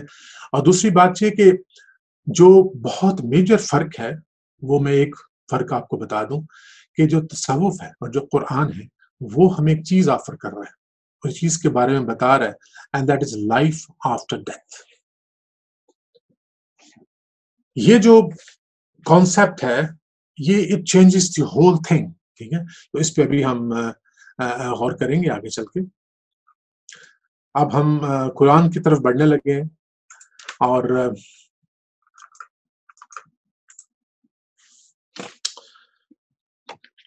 اس سے پہلے کہ میں اس پہ گفتگو شروع کروں I would like کہ میں آپ کو ایک وضاحت کر دوں کہ ہمارے نزدیک قرآن و سنت کے باہر کوئی تصوف نہیں. یہ وہی اپروچ ہے جو روز اول سے اس راہ کے مسافروں کا کوڈ آف کانڈکٹ رہی ہے۔ یہ وہ اپروچ ہے جو تصوف کے لیے مختص کردہ یا مقرر کردہ کسی ظاہری لباس، مخصوص طرز کلام یا مخصوص انداز نشست و برخاست اور مخصوص رسم و رواج پر مبنی نہیں، بلکہ یہ خدا کے ہاں اپنے نفس کی مکمل حوالگی سے تعبیر ہے، اخلاص سے بھرپور ایک ایسا قلب سلیم رکھنے کے برابر ہے جس کی ترجیح اول خدا ہے، چونکہ صرف شباہت میں کوئی شرف نہیں۔ اس لیے ظاہری انداز و اطوار میں کسی طرح کی خصوصیت تصوف کے لیے لازمی قرار نہیں دی جا سکتی۔ وہ کسی خاص سلسلہ تصوف کی شناخت تو ہو سکتی ہے، لیکن تصوف کے نہیں۔ یہ بڑا important point I am trying to make کہ آپ رسول کی محبت صلی اللہ علیہ وسلم میں جو بھی کرتے ہیں that's absolutely fine and lovable، ٹھیک ہے، لیکن اگر آپ یہ کریں لیکن وہ کام نہ کریں جو اصل کام ہے، تو یہ جو ظاہری شباہت ہوگی صرف اس میں کوئی شرف نہیں ہے جب تک آپ طریق سنت کو فالو نہ کریں۔ اور میں پھر کہوں کہ قرآن و سنت کے باہر کوئی تصوف نہیں، لیکن اسلام سے پہلے بھی اسلام تھا، آدم سے لے کے آج تک اسلام ہی ہے، ایک ہی مذہب ہے، لیکن اس کی جو ایکسپلینیشنز ہیں، اس میں جو امپرووائزیشن تو نہیں کہنا چاہیے، جو اس میں اللہ کی مرضی سے اضافہ ہوتا رہا، اس کی تفصیلات آتی رہیں، اس کے بعد یہ پیغام جب آخر میں ہم تک آیا تو یہ وہی میسج چلا رہا ہے، اور جس کسی نے بھی خدا کی طرف بڑھنے کی کوشش کی اس کو اسی ہی رستے سے چلنا پڑا کہ وہ اپنی خواہش، اپنی ذات کی محبت اور اپنی ذات کو ترجیح بنانے سے بالکل کنارہ کش ہوا اور اسے خدا کی طرف رجوع کرنا پڑا۔ اگر کسی نے خدا کی طرف رجوع نہیں کیا، صرف اس رستے پہ چلا، تو میں بھی وہ بہت بڑا سائیکالوجسٹ ہو جائے، میں بھی وہ بہت بڑا کوئی ہو سکتا ہے وہ کرامات کی ایگزیبیشن بھی کر دے، کچھ آپ کو مستقبل ماضی آپ کی شخصیت کے بارے میں بتا دے، لیکن اگر اس کی نیت خدا نہیں ہے اور خدا اس کی ترجیح اول نہیں ہے تو زیادہ امکان یہ ہے کہ کہیں رستے میں بڑی ٹھوکر کھائے گا، کم امکان ہے کہ وہ سلامتی سے اس دنیا سے گزر جائے گا۔ لیکن اللہ لوگوں کی پھر رہنمائی بھی فرما دیتے ہیں، کیونکہ قرآن میں ہے کہ جب کوئی ہمارے رستے میں کوشش کرتا ہے تو ہم اس کو رستہ دکھا دیتے ہیں۔ اب ہم قرآن کی طرف آتے ہیں تو اٹ از ناٹ پاسبل کہ میں وہ تمام آیات کو کور کروں۔ میں آپ کو کور پرنسپل بتانے لگا ہوں کہ نفسیات کے پاس مسنگ ہے ہائر پرپز آف لائف۔ نفسیات اس وقت جو ہمارے پاس ہے یہ ہمارے کروڈ سیلف کو سیولائز کرنا چاہتی ہے، لیکن جب سیولائز کر چکتی ہے تو ہم کمپٹیشن، کمپیریزن اور کمپلینٹ ہمارا ذات کا حصہ بن جاتے ہیں۔ ہمارے ذہن انسانی پر دراصل قبضہ ہو جاتا ہے جبلی ذہن کا، ہم ترجیحات کا تعین نہیں کر پاتے، چونکہ ہم پرائورٹی کو اسٹیبلش نہیں کر پاتے، اس لیے ہماری اسٹرگل منڈین ہوتی ہے، ہماری ذہنی کاوشیں لوور لیول کی ہوتی ہیں۔ نتیجہ یہ ہوتا ہے کہ الٹیمیٹلی ریپٹیلین سیلف جو ادروائز بڑا اگریسو ہے وہ ٹیک اوور کر لیتا ہے۔ نیگیٹو فیلنگز خوبصورت بن جاتی ہیں کیونکہ وہ نیو کارٹیکس سے گزرتی ہیں، وہ اس برین سے گزرتی ہیں جو انتہائی بنیادی فزیکل ڈیزائر کو بھی اشعار میں اتنی خوبصورتی سے بیان کر سکتا ہے۔ تو وہی جو خواہشیں ہوتی ہیں غلبے کی وہ اور الفاظ کے ساتھ باہر آتی ہیں۔ ایکوالٹی اور جسٹس کے نام پر لوگوں کو ایکسپلائٹ کرتے ہیں۔ تو بیسیکلی یہ وہی نفس خراب کار ہے جو ہمارے ذہن اور عقل کو اپنے استعمال میں لا کر ہمیں سٹارٹل کر دیتا ہے، ہمیں پریشان و حیران کر دیتا ہے۔ اس کا گلیمر اور گلیٹر جو ہے وہ ہمیں اعلیٰ سوچنے کے قابل نہیں سوچتا، تو وہ چھوڑتا۔ تو وہ کیسے ممکن ہے، وہ ابھی اس پہ بات کرتے ہیں۔ تو الذی احسن کل شیء خلقہ وبدأ خلق الانسان من طین، تو اللہ کہتے ہیں کہ میں نے اچھا بنایا وہ سب کچھ جو میں نے تخلیق کیا، اور جب انسان کو تخلیق میں نے آغاز کیا اس کو میں نتھنگ سے بینگ کی شکل میں لایا۔ بدا ویسے کہتے ہیں کہ بالکل نئی چیز بنانا، وہ میں نے گیلی مٹی سے اس کا آغاز کیا۔ بس اس سے زیادہ ہم اس آیت پہ نہیں رکیں گے۔ یہ ذہن میں رکھیے کہ انسان کا آغاز پانی ملی مٹی سے ہوا، اس کے بعد کیا ہوا کہ اللہ کہتا ہے وَنَفْسٍ وَمَا سَوَّاهَا، قسم کھاتا ہے کہ قسم ہے نفس انسانی کی، نفس جان کے معنوں میں بھی آتا ہے. دیکھیے گو کہ ٹانگ حرکت کرتی ہے، ٹانگ تو ہر چیز کی حرکت کرتی ہے جو زندہ ہے، لیکن یہاں نفس سے مراد وہی ذہن ہے، یہ ذہن میں رہے. اور قسم ہے انسانی جان کی اور اس کی جس نے اس کو آراستہ کیا. It is not some thing ordinary. انسان کو بنانا، اس کے نفس کو، جان کو تخلیق میں لانا، پھر اس کو آراستہ کیا. پھر کیا کیا؟ فَأَلْهَمَهَا فُجُورَهَا وَتَقْوَاهَا. اب اس کا لفظی ترجمہ یہ ہوگا کہ پھر اس کی نافرمانی کو اور اس کی پارسائی کو اس میں ڈال دیا، یعنی نفس میں ڈال دیا. اب ظاہر ہے یہ تھاٹس وہ کسی بازو ٹانگ میں تو نہیں ڈالے گا، تو وہیں ڈالے گا جہاں سے وہ سوچ سکتا ہے اور فیصلہ کر سکتا ہے. لیکن کیا ڈالا؟ میری اس کی انڈرسٹینڈنگ جو ہے وہ یہ ہے، اور یہ دو مفسرین کی بھی ہے. I agree with them کیونکہ I am not an Arabic scholar. ٹھیک ہے، میرا خیال یہ ہے، جو کہ ان کا خیال ہے، مجھے اس سے اتفاق ہے، کہ اللہ نے بیسیکلی انسان کے اندر پوٹینشلز رکھے. یہ فکرہ غور سے سنیے گا کہ اس کو بتایا کہ کہاں کہاں تمہارے چوک جانے کا احتمال ہے اور تم کیسے کیسے اس سے بچنا ہے. کہ تمہارے اندر میں نے محبت رکھی ہے، تو یہ نہ ہو کہ محبت کی وجہ سے تم نا انصافی کر بیٹھو. میں نے محبت رکھی ہے، محبت کی وجہ سے کہیں قتل نہ کر بیٹھنا. محبت تمہاری obsession بن گئی تو تم بیمار ہو جاؤ. تو اللہ یہ کہتا ہے کہ جس طرح کار بناتے ہیں اور کہتے ہیں کہ یہ کار جو ہے اس کی ہائٹ تھوڑی ہے، یہ صرف پراپر سڑکوں پہ چل سکتی ہے، یہ ہلز پہ نہیں چل سکتی، ہلی ایریاز میں. اس کے لیے 4x4 ہے جس کی ہائٹ بھی زیادہ ہے. تو اللہ نے اس کی اسپیسیفیکیشن اس میں ڈالی کہ یہاں یہ اگر اس نے یہ کیا تو یہ ہو سکتا ہے، اور یہ وہ طریقہ ہے جس سے بچ سکتا ہے. ٹھیک ہے، پھر کیا کہا؟ قد افلح من زکاہا، اور اس نے فلاح پالی، بے شک وہ کامیاب ہو گیا جس نے اس ہدایت کو، اس تقوی کی بات کو، اس میتھڈ کو فالو کیا اور ان غلطیوں سے بچ گیا. وقد خاب، وہ نامراد ہوا، من دساہا، یہ عربی میں کہتے ہیں مٹی میں ملا دینا، جس نے بن کر دیا اس انفارمیشن کو، اگنور کر دیا کہ ہم نے جو اس کو بتایا تھا، دیکھو یہ ہیں تمہارے اندر پوٹینشلز، تم یہ کر سکتے ہو، لیکن یہی پوٹینشل تمہارے لیے وبال جان بن جائیں گے اگر ادھر چلے گئے، اور یہی پوٹینشل تمہارے لیے نجات بن جائیں گے اگر تم ادھر رہے. اگر تم نے بے جا قتل کیا تو تم نے پوری انسانیت کو قتل کر دیا، اگر تم نے قاتل کو سزا دی تو تم نے انصاف کیا. تو وہی ایکشن، وہی بیہیویئر جس کو کنڈیم کیا جا رہا ہے، وہی کمنڈ ہو رہا ہے، اس کی تعریف ہو رہی ہے، اگر وہ کسی ڈائریکشن کی وجہ سے، کسی انسٹرکشن کی وجہ سے ان حدود کے اندر ہو. ٹھیک ہے، آگے چلتے.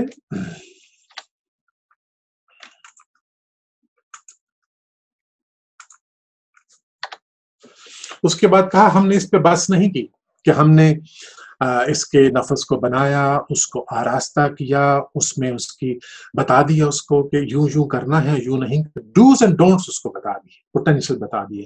کہا یہ انسٹرکشن فالو کرو گے یو ول بی سکسیسفل، اگر تم ایسا نہیں کرو گے تو تم اپنے آپ کو غارت کر دو گے. کہاں اس پہ بس نہیں کیا کہ جب ثم صواہ ونفخ فیہ من روحہ، جب ہم اس کو درست کر چکے پھر ہم نے اپنی روح میں سے کچھ پھونکا.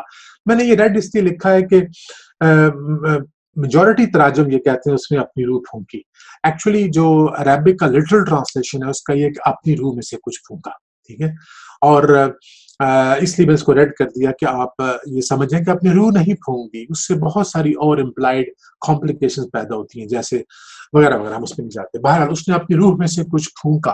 ٹھیک ہے، اور اس نے بنائے تمہارے لیے کان، آنکھیں اور دل، بہت ہی کم ہے جو شکر تم لوگ کرتے. اس کے بعد کیا کیا؟ کَإِنَّا هَدَيْنَهُ السَّبِيلَ إِمَّا شَاكِرًا وَإِمَّا كَفُورًا. ہم نے پھر اس کو ہدایت بھی دے دی، گائیڈنس بھی دے دی. کیا گائیڈنس دی؟ کہ دیکھو شیطان، آگے ہم چلتے ہیں، آپ کو ایک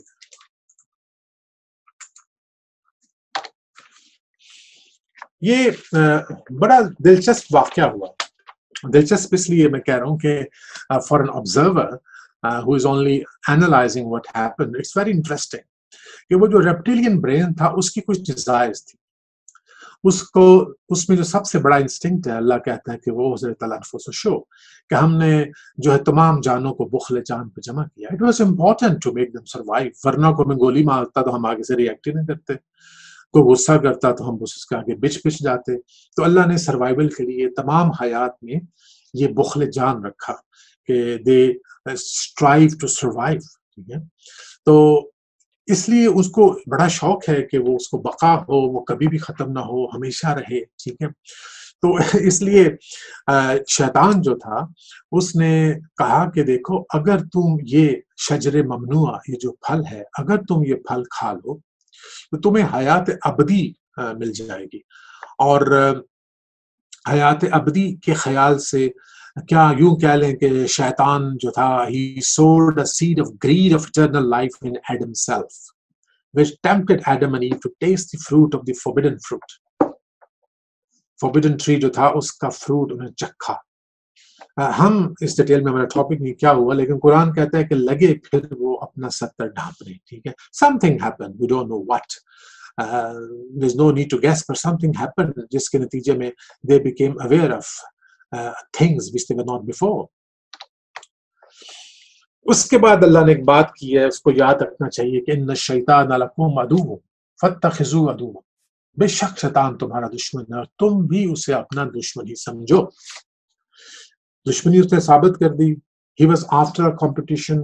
ہم اس پہ نہیں جا رہے، آپ سب واقف ہیں کہ اس کو اس پہ اعتراض تھا کہ اس کو کیوں خلافت عرضی یا خلافت دی جا رہی ہے. And he took revenge. اس نے کہا تھا کہ میں ان کو بہکاؤں گا، ان کے آگے پیچھے دائیں بائیں بیٹھوں گا. اللہ نے کہا ہاں تو ضرور بیٹھے گا، تیرا ان میں حصہ ہے، لیکن وہ لوگ جو میرے مخلص بندے ہیں ان پر تیرا زور نہیں چلے گا. اور مخلص صرف وہی نہیں ہوتے جو خطا نہیں کرتے، مخلص وہ بھی ہیں جو خطا کر کے پلٹ آتے. تو آدم پلٹ آئے، وہ مخلصین میں ہے. ٹھیک ہے، لیکن اس کا نتیجہ کچھ نکلا وہ آپ کو پتہ ہے. تو اللہ نے ایک نصیحت کی، کہا کہ دیکھو اب میں تمہیں ایک بات کہتا ہوں کہ میرے سامنے کھڑے ہونے سے ڈرنا. وَانَهَا النَّفْسَ عَنِ الْهَوَىٰ، اور اپنے نفس کی مخالفت کرنا. اگر تم نے ایسا کیا تو تمہارے لیے جنت ہے. آپ بے شک 5 سیکنڈ آرام سے اس گھڑی کو دیکھیے، اور گھڑی نہیں سوری اس تھرمومیٹر کو دیکھیے، اور آپ دیکھیے کہ اس میں یہ جو نیڈل ہے یہ بالکل مڈل میں ہے، اور یہ آپ اس کو یوں سمجھ لیجیے کہ perfect balance. Temperature 15، very pleasant. ٹھیک ہے، نہ گرمی ہے نہ سردی ہے، اور لباس بھی آپ اپنی پسند کا پہن سکتے ہیں. ٹھیک ہے، گھوم پھر سکتے ہیں. لیکن اگر یہ ٹیمپریچر فرض کریں کہ مائنس کی طرف چلنا شروع ہو جائے تو maybe even 5 degree centigrade تک بھی آپ کے اوکے تھوڑی سی خنکی ہے، لیکن کوئی بات. 0 پہ آئے گا تو آپ کو سردی لگنا شروع ہو جائے گی، اور اس سے نیچے آپ کہیں گے یہ تو سب 0 ہو گیا ہے، منفی درجہ حرارت ہو گیا ہے. تو اب تھوڑی تکلیف شروع ہو گئی ہے، لباس بھی بدل جائیں گے، آپ ہیٹر بھی جلا لیں گے، مونگ پھلیاں بھی اکٹھی کر لیں گے. So lot of things people will do. اسی طرح اگر یہ دائیں طرف جائے تو ہو سکتا ہے 20 تک لوگ خوش رہیں. ٹھیک ہے، پاکستان میں شاید 20-25 بھی ہم بڑی خوشی سے ٹالریٹ کر دیتے ہیں، لیکن فرض کریں یہ 35 سے اوپر جانے لگے، اور اسپیشلی جب یہ 40 تک پہنچے تو پاکستان سے مجھے فون آنا شروع ہو جاتے ہیں کہ بہت گرمی ہے بھائی، اور اگر حبس بھی ہو تو پچ کہتے ہیں ہو رہا ہے، اور لباس جو ہے وہ جسموں سے چپکا جا رہا ہے، اور اے سی سے باہر نکلا نہیں جاتا جو لوگ اے سی میں بیٹھ سکتے ہیں. ٹھیک ہے، تو آپ دیکھتے ہیں ایک ہی چیز درجہ حرارت جو ہے اس کا جو تغیر ہے وہ احساسات و کیفیات پہ کس طرح اثر انداز ہوتا ہے. ایک ہی چیز ہے درمیان میں وہ پلیزنٹ ہے، اور وہی چیز باقی دونوں ایکسٹریمز میں جا کے انکمفرٹیبل ہو رہی. ہو سکتا ہے کچھ لوگ سردی کو پسند کرتے ہو، تو they like being cold and covering themselves and keeping themselves warm. تو اب ہم آگے بڑھتے ہیں. یہ تصور اعتدال یاد رکھیے گا، اور ایک حضور کی صلی اللہ علیہ وآلہ وسلم حدیث سنا دوں کہ اعتدال کے قریب رہو، اگر قریب ترین نہ ہو سکے تو اس کے پاس، اگر مکمل اعتدال نہ ہو سکے تو قریب ترین. اب آپ اس طرح کی اتنی آیتیں ہیں قرآن حکیم میں کہ ان کو کور کرنا پاسبل نہیں ہے اور نہ ہی مقصود ہے. مقصود تو یہ ہے کہ آپ کو ایک اصول بتا دوں جس پہ آپ غور کریں اور اس کو فالو کرنے کی کوشش کریں. تو اب یہ دیکھیے کہ اللہ کیا فرماتے ہیں کہ اگر میری رحمت کے خزانے تمہارے ہاتھ میں ہوتے تو تم خرچ ہو جانے کے خوف سے ان کو بند کر رکھتے. وَكَانَ الْإِنسَانُ قَتُورًا، اور انسان کا دل بہت تنگ ہے. یہ ایک ایکسٹریم ہے. ٹھیک ہے، میں نے آپ سے ایک بات کی تھی کہ none of them is negative. ٹھیک ہے، یہ ریزیلینس آف دا سسٹم ہے. یہ ایک نظام میں ایک شاک ایبزاربنگ فیسلٹی. سپوز کہ آپ کا سروائیول انتہائی خطرے میں چلا جائے، جیسے آج کل ہے اور آنے والے دنوں میں اگر تبدیلی نہ ہوئی تو اور زیادہ ہو سکتا ہے. اگر آپ کو گھروں میں رہنا پڑا جیسے آپ ہیں بہت سارے، اگر بہت سارے کاروبار بند رہے تو آپ کیا کریں گے؟ آپ اپنے ریزروز کو استعمال کریں گے. اس ملک میں بھی ہم لوگ ایسا کر رہے ہیں. ہمارے تمام جو بزنسز ہیں ان پہ بڑا اثر پڑا ہے. لوگ اپنی جو سیونگز ہیں ان کو بھی استعمال کر رہے ہیں ٹو سروائیو. ان حالات میں they are very tight fist. اگر آپ ان سے کہیں کہ کوئی چیریٹی کرتے ہیں کچھ کرتے ہیں تو وہ لوگ جو اس کلاس میں ہیں جن کی انکم بند ہو گئی ہے، they are surviving on the savings, they will not do it. تو یہ ایکسٹریم ہے جس میں ایک سروائیول کا عنصر ہے. اس رویے میں ایک بقا کا عنصر ہے. ٹھیک ہے، اب آگے بڑھتے ہیں.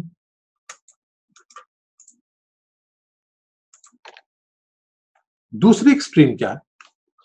اسراف، کہ ہم ضائع کرتے ہیں. ٹھیک ہے، یہ دوسری ایکسٹریم ہے. ایک طرف انتہائی بخل ہے، دوسری طرف ایکسٹریم ہے تاکلوا واشربوا ولا تسرفوا. ٹھیک ہے، لیکن اللہ ہم سے کیا چاہتا ہے؟ اللہ یہ کہتا ہے کہ اور اپنے ہاتھ کو نہ تو گردن سے باندھا ہوا رکھ کے کسی کو کچھ دے ہی نہ، اور نہ بالکل کھول دے کہ سب کچھ دے دے، اور انجام یہ ہو کہ ملامت زدہ اور درماندہ ہو کر بیٹھ جائے. تو ہمیں پھر کیا کرنا چاہیے؟ Money wise. تو ہمیں سوچ سمجھ کے خرچ کرنا چاہیے. لیکن وہ لوگ جو ایکسیپشنل ہیں، جن کے بارے میں قرآن میں ہے کہ وہ پوچھتے ہیں کیا خرچ کریں، تو ان سے کہو ضرورت سے زیادہ خرچ کر دو، کہ جو تمہاری ضرورت سے زیادہ ہے اس کو خرچ کر دو. لیکن جو عمومی رویہ ہے وہ یہ ہے کہ آپ منی وائز ہو اور اتنا آپ چیریٹی نہیں کرتے کہ خود ہی محتاج ہو جاؤ. ٹھیک ہے، خیرات کا مقصد یہ تو نہیں کہ آپ خود ہی خیرات کے ضرورت مند ہو جائیں، لیکن وہ لوگ جن کے ایمان اور جن کی ڈیپتھ آف فیتھ اس طرح کی ہے کہ وہ پرواہ نہیں کرتے اس بات کی، ان کے لیے بھی ایکسیپشن موجود ہے. ٹھیک ہے، آگے آپ واقف ہوں گے کہ ہم کس طرح لڑتے جھگڑتے ہیں. خصیم مبین، کھلا جھگڑا لڑنے والے ہیں. اور ہمارا اوریجن کیا ہے؟ ایک نطفہ. اللہ کہتا ہے کہ اپنے آغاز پہ غور کرو، لیکن تم ہو کیا؟ تم تو بڑے کانفرنٹیشنل ہو. ٹھیک ہے، اور دوسری اس کی ایکسٹریم کیا ہے؟ گلیبل، کہ وہ پنجابی میں کہتے ہیں جن لائی گلی ہو نل ٹر چلنے. ٹھیک ہے، کہ آپ کوئی ریزن نہیں کرتے. اس نے یہ کہا آپ نے وہ مان لیا، اس نے وہ کہا آپ نے وہ مان لیا. تو ابھی میرے ایک دوست کا پرسوں فون آیا لاہور سے. وہ کہہ رہے تھے کہ مصطفیٰ کمال جو فوت ہو گئے، he was a very nice man نشتر میں. تو کہنے لگے جو he was relatively young تھے آج کی ڈیفینیشنز کے مطابق. تو کہنے لگے دیکھو جو نیک لوگ ہوتے ہیں نا وہ جلدی چلے جاتے ہیں. تو اگر میں اس بات کو ایکسیپٹ کر لوں as a notion, as a word of wisdom, I am gullible. It's wrong. تو بہت سارے بہت اچھے لوگ جن کے بارے میں ہم جانتے ہیں، شیخ علی حجویر ہیں، میں 2 مثالیں دیتا ہوں. شیخ عبد القادر جیلان ہیں، they lived over 70-75 years. اس کا مطلب اچھے لوگ نہیں تھے. بہت سارے کرمنلز ہیں جو بڑی جوانی میں اپنے حرکتوں کے سبب یا کسی بھی وجہ سے اس دنیا سے چلے جاتے، تو کیا وہ اچھے تھے؟ ٹھیک ہے، اس لیے جلدی چلے گئے. تو دس از اے ویری پور ریزننگ جو کہ ہم کرتے ہیں، اور ہم بغیر سوچے سمجھے کوئی بات سنتے ہیں اس کو قبول کر لیتے ہیں. ٹھیک ہے، تو میں نے کس سے ڈسکس بھی کی کہ ہم دیکھو ہم کس طرح بہت ساری ایسے باتوں کو قبول کر لیتے ہیں. تو لیکن اللہ کیا کہتا ہے؟ ادعو الی سبیل ربک بالحکمۃ والموعظۃ الحسنہ وجادلہم باللتی ہی احسن. کہ جب تو اہل کتاب سے بات کرے یا کسی سے بھی ڈائلاگ کرے تو کیسے کر، دعوت دو اپنے رب کے راستے کی طرف حکمت، اچھی نصیحت کے ساتھ، اور اس طریقے سے بحث کرو جو پسندیدہ ہو، دلیل سے بات کرو، سلیقے سے بات کرو، ٹھیک ہے؟ تو یہ آپ دیکھ رہے ہیں کہ وہ اگر آپ تھرمومیٹر ذہن میں لے آئے تو ہمیں کہاں رہنا ہے، ہمیں درمیان میں اعتدال میں رہنا ہے، ٹھیک ہے؟ تو میں جی، اور اس کے علاوہ کہ آپ دیکھتے ہیں کہ انسان جو ہے وہ کتنی جلدی اداس ہوتا ہے اور کتنی جلدی انکار کرتا ہے۔ جب کسی شخص سے کوئی چیز چھن جاتی ہے تو وہ بڑا ڈس اپوائنٹ ہو جاتا ہے، تھینک لیس ہو جاتا ہے، ٹھیک ہے، کہ مجھے اللہ نے دیا ہی کیا ہے، ایک یہ تھا وہ بھی لے لیا سب کچھ، ٹھیک ہے، اور اگر کچھ مل جائے تو بہت وہ فخر کا اظہار کرتا ہے، بڑا ہی ایگزوبرنٹ ہوتا ہے اور پروجیکشنسٹ ہوتا ہے کہ وہ لوگ جن کے پاس نہیں ہے انہیں انکمفرٹیبل فیل کراتا ہے۔ اللہ کیا کہتا ہے؟ لِكَيْ تَعْصُوا عَلَىٰ مَا فَاتَكُمْ وَلَا تَفْرَحُوا بِمَا آتَاكُمْ، کہ تم غم میں نہ پڑ جایا کرو اگر تم سے کوئی چیز فوت ہو جائے، یعنی لے لی جائے، چلی جائے، اور اتنی فرد خوشی کا اظہار نہ کیا کرو اگر تمہیں کوئی چیز دے دی جائے، ٹھیک ہے؟ اور اللہ اترانے والوں کو تو پسند نہیں کرتا اور شیخی کرنے والوں کو بھی پسند نہیں کرتا۔ تو اللہ کیا پسند کرتا ہے؟ Humble and patient. سو اس تھرمومیٹر میں آپ نے اعتدال پہ رہنا ہے، ٹھیک ہے، درمیان میں رہنا، لیکن آپ بالکل فکس نہیں ہو سکتے، اس میں اللہ کے رسول نے کہا کہ قریب ترین رہو، ٹھیک ہے؟ اور کبھی کبھی ایکسیپشنل سرکمسٹانسز میں آپ اینگری بھی ہو جاتے ہیں۔ حضرت موسیٰ علیہ السلام کا واقعہ ہے کہ جب وہ اللہ سے گفتگو کرنے تشریف لے گئے اور آپ کو جب 10 کمانڈمنٹس دی گئی اور جب آپ واپس آئے تو دیکھا کہ آپ کے جو قوم کے افراد تھے وہ ایک بچھڑے کی گوسالے کی پوجا کر رہے تھے، اور وہ اتنے غصے میں آئے کہ قرآن کہتا ہے کہ وہ غضبناک ہوئے اور انہوں نے وہ جن پہ احکامات لکھے ہوئے تھے وہ زمین پہ غصے سے پھینک دی، اور پھر جب اس کا غصہ ٹھنڈا ہوا، اور نہ صرف یہ کہ بلکہ اپنے بھائی کی داڑھی بھی پکڑ کر کھینچی، he was so angry. So at that time it was kind of justified. It was a big thing کہ آپ ان کو اتنی محنت سے کچھ سمجھا رہے تھے، پڑھا رہے تھے، اور اب ان کے لیے اللہ سے احکامات لے کے آ رہے تھے، and he comes back, they are sitting at 180 degree. So he was rightly angry. اس وقت وہ چیز جو ان کے ریزیلینس تھی ان کے سسٹم میں، اگر وہ نہ ہوتی تو کیا کرتے؟ اگر اس کو ایکسپریس نہ کرتے اس وقت تو انٹرنل مینیفیسٹیشن اس کی ہوتی، he would have had more pain inside، اور دوسرا ان کو فائدہ نہ ہوتا۔ جب وہ اینگری ہوئے، ناپسند کیا، تو پھر اپولوجائز ہوا and they came back. So at times even these extremes are constructive۔ آخر میں ایک طرح سے آخری ہے، میں آپ کو یہ تو ہم نے دیکھ لی۔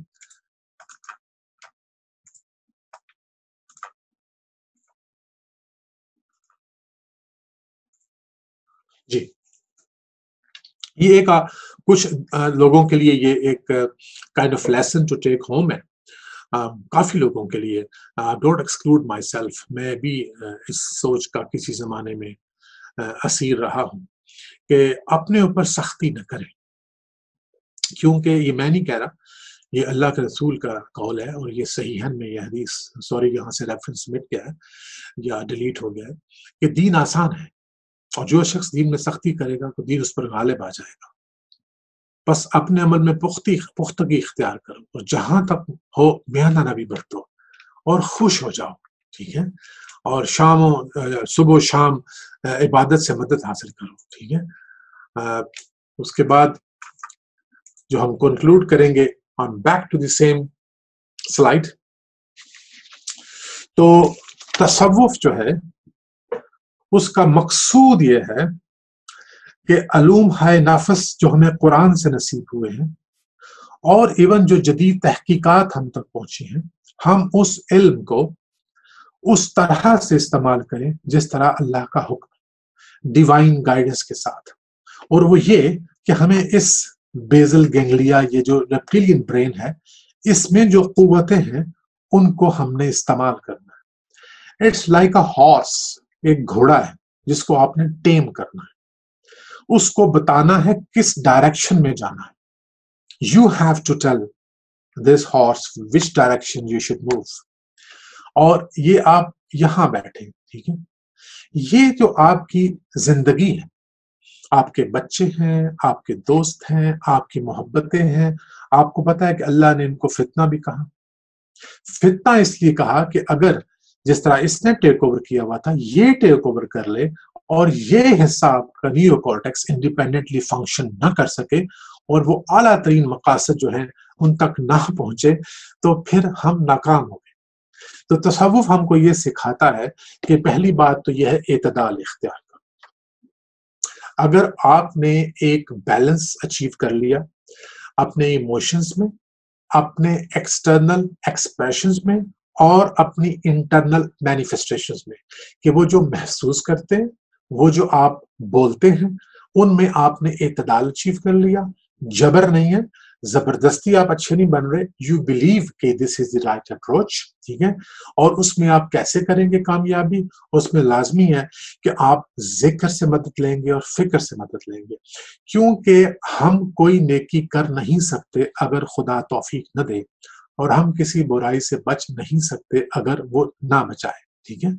تو ایک تو یہ بات۔ دوسرا، میں ایک ٹرم آپ کو بتائے جا رہا ہوں، many of you will know that, those who don't، کہ کچھ یاداشتیں ایسی ہوتی ہیں جو آٹومیٹک اور پروسیجر ہوتی ہیں، جس کو ہم implicit memory کہتے ہیں، وہ یہاں بھی پڑی ہوتی ہیں اور کچھ یہاں بھی پڑی ہوتی ہیں۔ بچوں سے محبت، یہ تو آپ کی جبلی ہو گئی۔ پھر آپ نے کچھ سیکھا، سائیکل چلانا سیکھا، کوئی ایسا کام سیکھا میکینیکل، وہ آپ کو یاد نہیں کرنا پڑتا۔ آپ گاڑی چلاتے ہوئے یاد نہیں کرتے کہ میں نے بریک ایسے لگانی ہے، میں نے انڈیکیٹر ایسے دینا ہے، وہ ریفلیکسز آپ کے بن جاتے ہیں۔ دوسری ہوتی ہے ایکسپلسٹ میموری، جو آپ سے کوئی پوچھے تو آپ آج سے 10 سال پہلے جو تھے کیا کام کرتے تھے، کہاں ہوتے تھے، تو you have to recall that, وہ ایکسپلسٹ میموری۔ تو یہ دو ٹرمز میں رکھیے۔ تو جو امپلسٹ میموری ہے اس میں یہ ہے کہ یہ وہ کام ہے جب آپ کو سچویشن پیش آتی ہے تو آپ ریئیکٹ کرتے ہیں، جس طرح آپ سائیکل چلاتے ہیں، اسی طرح اگر آپ کو ایک ایموشنل چیلنج آتا ہے تو you react in a way because you have been used to react in a way, تو you have to check it and stop.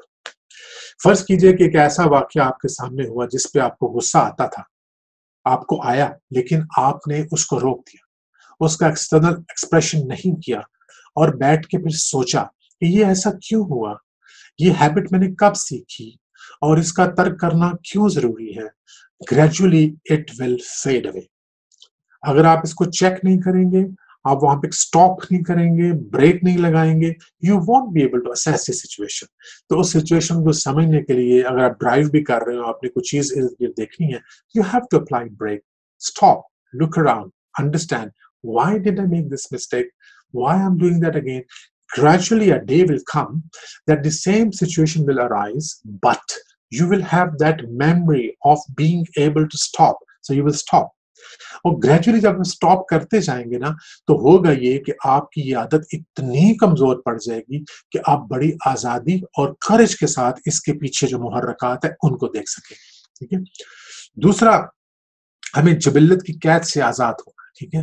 تو آپ نے سنا ہوگا مشہور واقعہ کہ حضرت یوسف کہتے ہیں کہ نفس ہمارا تو وہ ہے، میں اپنے آپ کو بری و ذمہ قرار نہیں دیتا، میرا نفس تو مجھے پہلے گناہوں کے بعد دوسرے مزید بار بار گناہ کرنے کے لیے اکساتا ہے، لیکن میرے اللہ کا رحم ہو تو بچاؤ ہو جاتا ہے۔ تو آپ نے یہاں پھر دیکھیں وہی بات ہو رہی ہے کہ یہ بار بار اکساتا ہے کیونکہ اس میں ایک ریفلیکس ڈیولپ ہو جاتا ہے، you have to stop it, ٹھیک ہے، you have to check it, ٹھیک ہے۔ تو اللہ کے رسول نے اصول بیان کیا ہے، یہ تو اٹریکٹ کرتا ہے گناہ کی طرف، لیکن میرے رب کا رحم ہو تو بچاؤ ہو جاتا ہے۔ اس کے بعد ہم اس کو دیکھتے ہیں، اس کی مثالیں دیکھتے ہیں، اس کی ایگزامپلز ہم دیکھتے ہیں۔ آپ دیکھیں کہ جب ایک جنگ ہو رہی تھی اور حضرت علی رضی اللہ تعالیٰ عنہ کے سینے پہ، آپ کسی کے سینے پہ سوار تھے، about to stab him، تو اس نے آپ کے چہرے مبارک پہ تھوک دیا، تو he left him۔ تو انہوں نے پوچھا یہ کیوں؟ کہا جب تو نے تھوکا تو مجھے غصہ آ گیا تھا، میرا نفس جو تھا اس میں انوالو ہو گیا تھا، میں اپنی ذات کے لیے خون نہیں کرتا، ٹھیک ہے۔